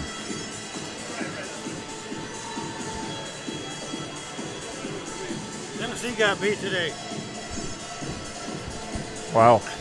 As certified jumpers, divers, and survival experts, Special Forces are dropped behind enemy lines to train foreign fighters, carry out covert missions, or prevent future conflicts. These soldiers live for the challenge, highly trained and highly intelligent. Special Forces soldiers are the best of the best.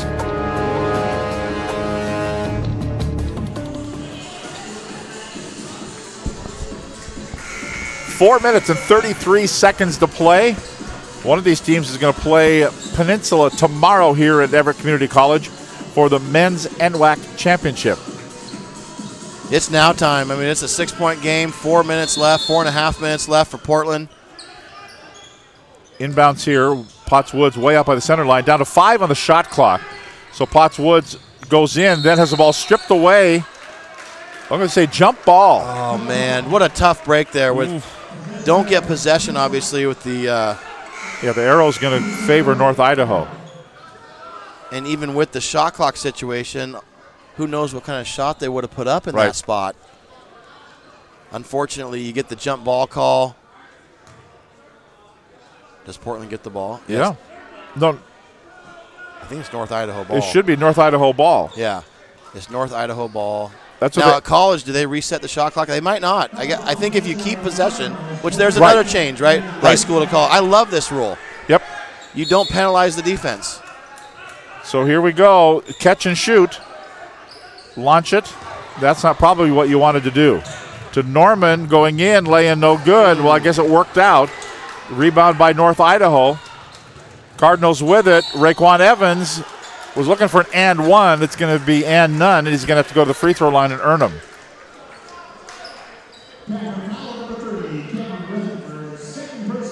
Rutherford called for the foul, his second personal foul. Both teams at 8 team fouls. And the free throw here is good for Raekwon Evans. Evans with 22, so not quite to half of what he had against Everett CC a week ago. And a player that shoots 83% from the free throw line, almost 84. I expect to see the ball in his hands many of the possessions here in the last 4 minutes. Hit them both. And the lead is at 8 points, 65-57, 4:18 to go. Clock starting to become a factor here. Portland, I would think, would need a little bit of sense of urgency. Lane Josie, they don't seem to have a sense of urgency yet. Bosco does. There we go. And he urgently put in a 3 ball and closes it to a 5-point lead. Potts Woods brings it up. He had the hot hand a little while ago. And he almost lost the handle on it. Still only a 5-point game with 3.5 to go. Lots of time left. Evans goes into traffic, knocked down, ball out of bounds. Last touch by Portland. North Idaho has it. No foul there? Tough no call there, but again, you get possession, you get the ball. And they've been letting them play all night long. For sure. I totally agree. Inbounds. Another long inbounds pass. Off balance and rattles it in. Jalen Burkett. 67-60. Backing in Rutherford off the window and in. Nice. 5 points. Coming up on 3:15 to play. Evans chested, gets it way outside screen, takes it himself off the glass, too hard, no good. Josie had it, then taken by Rutherford for Portland. Down by 5, here come the Panthers. Oh, he wanted to shoot that good extra pass. Down to the side, it won't go, missed by Hicks. Cleared by North Idaho. Evans. Oh, charge. Charge, yep. No, they're going to say count the basket. Oh, offensive foul. No, it will be an offensive charge. He did call the charge, okay. There for a second, I thought he was doing like this looked to like, say count the basket. Count. It sure did.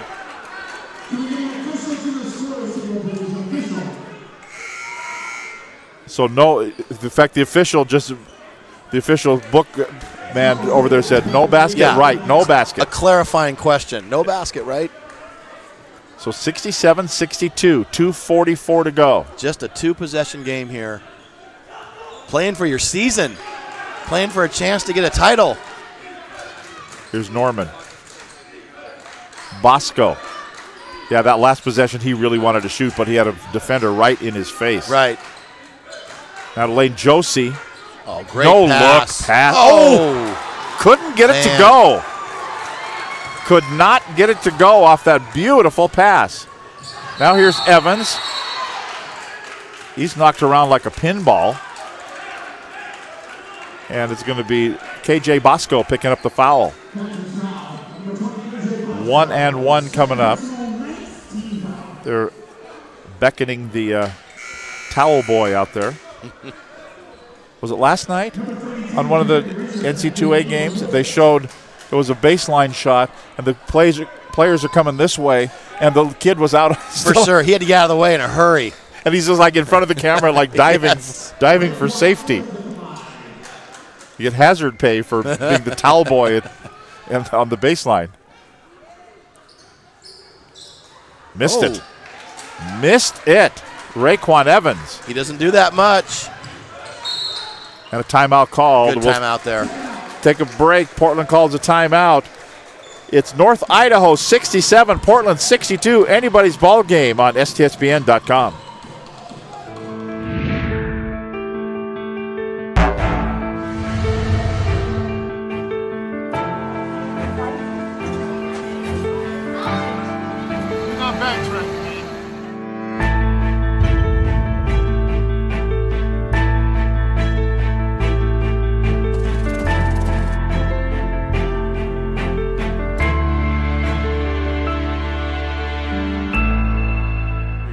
Nope. No, what? I don't know. The Ramblers. Ramblers. We've had Retrievers and the Ramblers. The Retrievers and the Ramblers. So the Retrievers and the Ramblers have won. Yes. Yeah. Yeah, the hard part is name the school. That's right. And I want to know if you know what UMBC stands for, right? University of Maryland, Baltimore County. Yeah, nice work. That one I do know. You must have watched that game last night. I did, but I knew it before, okay. Actually. Something else, I can't remember what else happened there, but something at UMBC. Here's a miss by Lane Josie. Here we've got NIC leading a PCC. 67-62. 2 minutes to play. Runner by Evans. Steps to the 4 and Big puts bucket, it in. Pushes it to 7 now, minute 50 to go. A little bit of urgency has to set in now for Portland. Ooh, that's not going to help. Ball goes out of bounds. Turnover. So now I think you see a case where NIC gets the ball and really works a good possession here.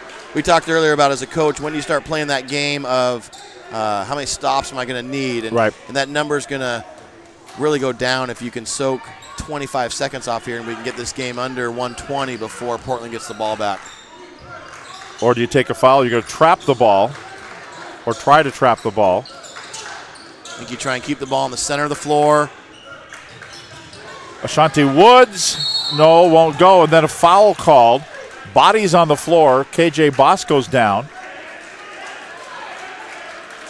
And let's see what we've got called here. I think the foul is on Portland.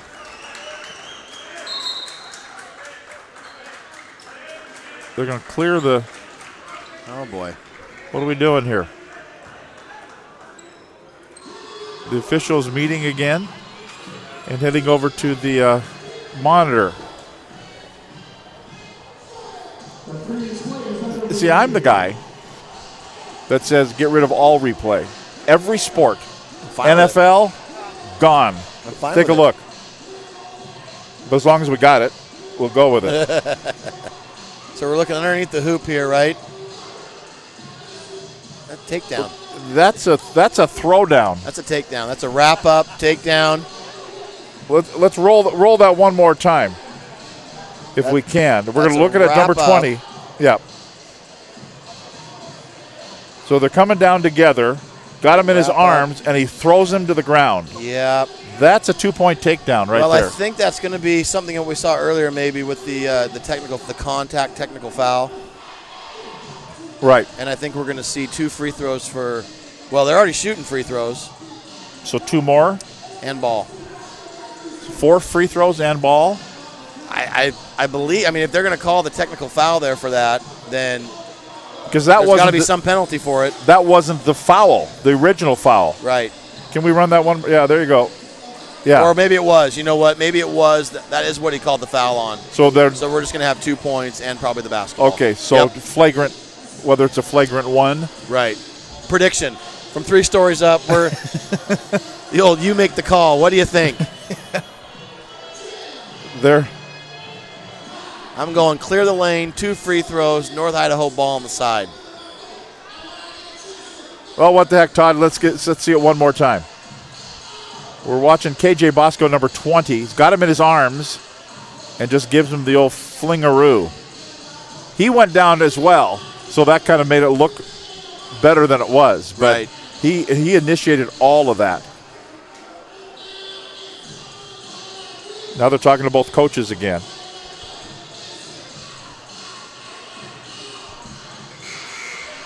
You can always tell when those meetings happen, when the coaches exit, you can kind of figure out which way the call went. One's going like, oh no, the other's going, yeah, okay, fine, I'm with you here. Okay, KJ Bosco called for the foul. So free throws here. Bosco, his third personal foul.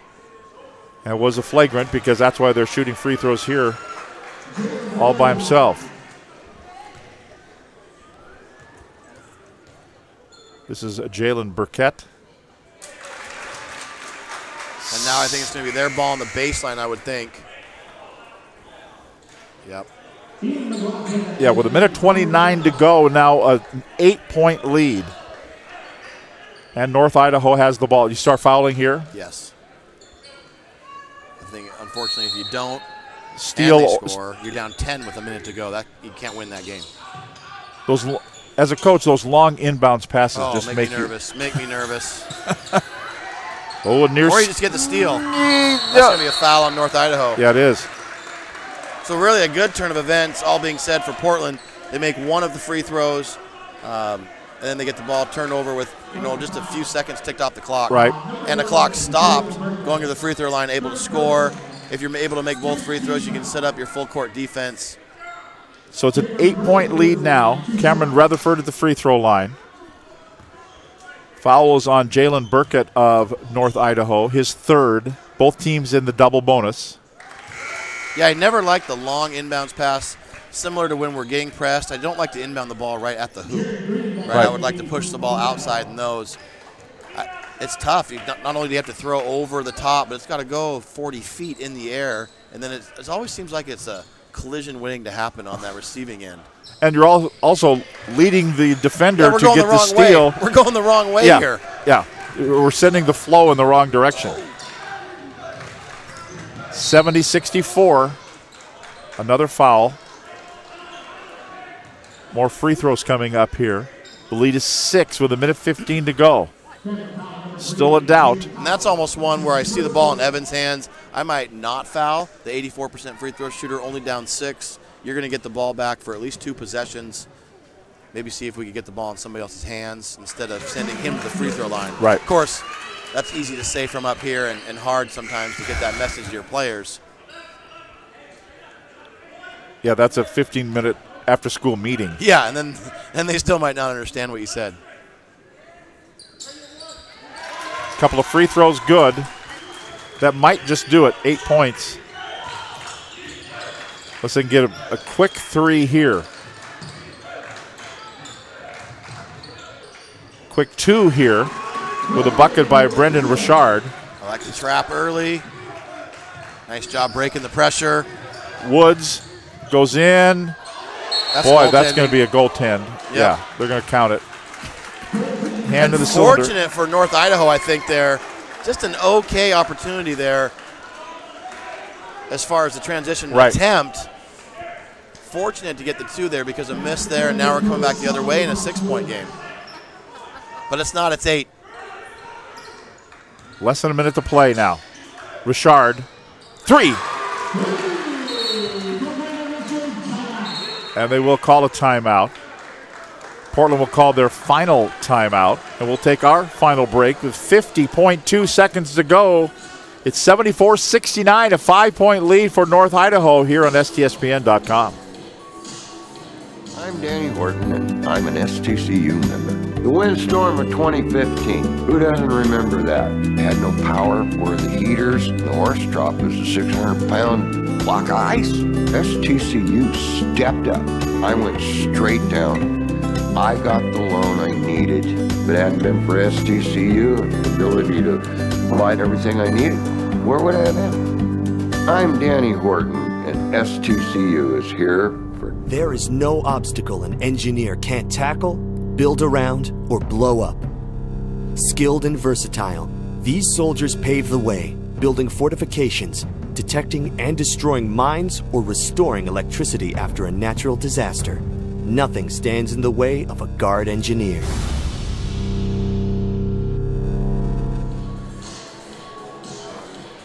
The final 50 seconds of this ball game.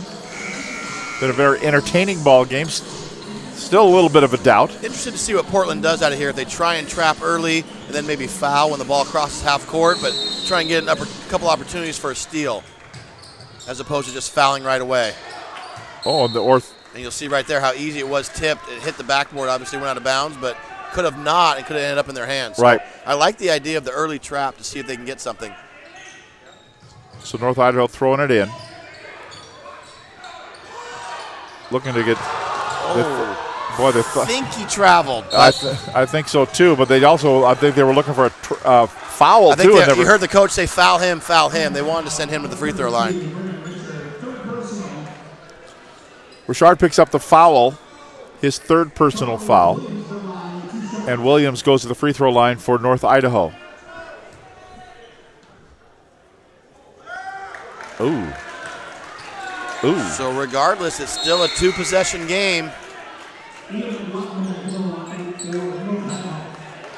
And a philosophy thing here if you're the Portland coach. Like some coaches, and for me, I would say make or miss. We're trying to get a quick 2 and try and extend the game as opposed to forcing up a 3. I don't think you're at that force 3 spot yet. If you can get something attacking, I would take that. See what they do here. Working a long time. Lane Josie stepped through. And there you see, that's an opportunity. That bucket goes. That's just as good as one from 22 feet. But puts them back at the line, 30 seconds, a chance to make 2 free throws and get it back to a 4-point game. So Lane Josie goes to the free throw line, averages 11.6 points per ball game, a 56% free throw shooter.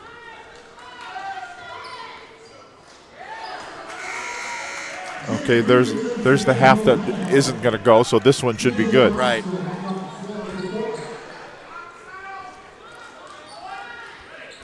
Next one by Josie in a 6-point ball game. Yep. I guess the stats don't lie. 56%. Right on it, right on it. Inbounds, full court pressure. They'll leave it. Yeah, they'll take the foul. You can hear the coach there saying no foul, no foul, no foul. But you're at 25 seconds. You gotta find somebody. And North Idaho did a great job of getting the ball in Evan's hands, knowing that the defense was coming. So 2 free throws here, that's it, right? I think so, yeah. 1, the door stays. Well, and Portland has no timeouts left either. Right. First free throw good. So that makes it 6 points. So they won't be heading home to Coeur d'Alene tonight. They're going to be staying overnight and playing for a championship tomorrow.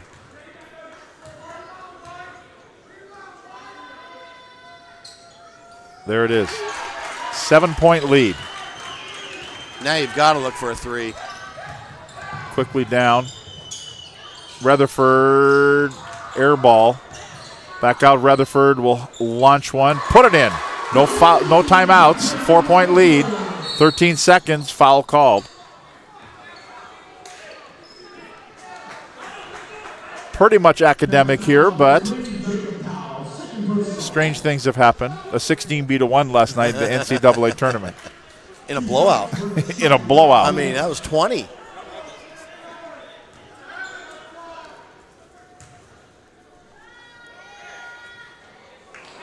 And is there anybody, I don't think anybody more fun to listen to than Bill Raftery.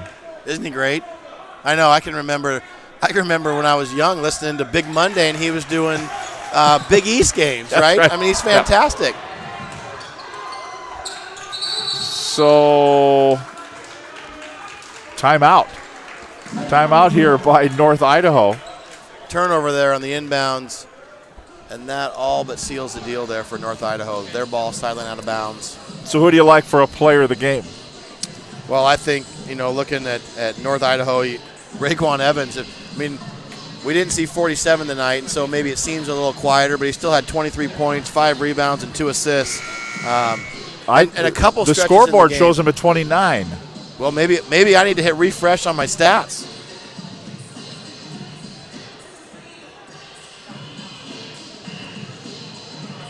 There you go, 29. even more so. Even more? But 10 of 12 from the free throw line. You've seen Right. big free throws down the Right. stretch here. And I feel like there was multiple times in the game where he took over. And it was 9 guys and then him. And he was playing at his own pace and kind of in his own, whatever he wanted to do, he did. Whether it was getting to the hoop, shooting the short jumpers. Thought he did a really great job tonight. And he's obviously what makes these guys go. And I think it's going to be a good battle tomorrow watching the guards go at it. And Portland, I thought Bosco had that little run there. Yeah. But then a couple of things happened that he couldn't keep that momentum going. They did, and Potts Woods, I think, was actually the one that kind of took over and had his own 5-0 run to answer. And then it was Evans' time again. Right. Inbounds here for North Idaho. Bodies on the floor. Foul called. I think just some frustration here, but a couple of free throws coming up. Ian McLaughlin will be at the free throw line for the Cardinals. So the East number 3 team is going to play for the championship against the Peninsula Pirates. Peninsula 22-10. North Idaho is going to 24-8 when they meet tomorrow. And we'll have it for you here at STSPN.com. The game at 2:30 tomorrow, the men's championship. Still to come, Umpqua and Bellevue, Walla Walla and Big Bend, the women's Final Four coming up. The final shot of the game will be an air ball, and that will be that. No, we're going to have one more foul called. Just a little frustration there, playing it off the whistle, but. And so Cameron Rutherford picks up his 3rd personal. North Idaho. We may have some folks that want to get in their cars in North Idaho in Coeur d'Alene and make their way over. Heading over. Passes are good. Yeah, Lots of places. How about a cool venue like this, but in a cool format to where they get to come over last weekend, they play 2 games. They're not over here for 4 or 5 days. They get to go back. Right. So the kids were thrilled about going to class, but they get to go to class, and then they get to come back this weekend and play in a Final Four type atmosphere. Good job by the NWAC of doing that. So there it is, 79-73, and North Idaho will win it. Coach Zach Ward, thanks for doing this with us. Thanks, man. I appreciate it. I had a lot of fun. Watched some good basketball, and they get to hang out in the gym for 4 hours. It's awesome. That's it. 29 points for Raekwon Evans, and he leads the North Idaho Cardinals to a 79-73 win over the Portland Panthers. North Idaho will play Peninsula tomorrow afternoon at 2:30 for the men's championship. Stay with us. Coming up, the Umpqua Riverhawks, the Bellevue Bulldogs, game 1 of the women's Final Four. The Walla Walla Warriors and the Big Bend Vikings have game number 2 starting at 8 o'clock. For Zach Ward, for Todd Elvig and the crew in the truck, thanks for being with us. I'm Tom Lafferty from Everett Community College. Again, today's final score, North Idaho 79, Portland 73. Good afternoon, everybody.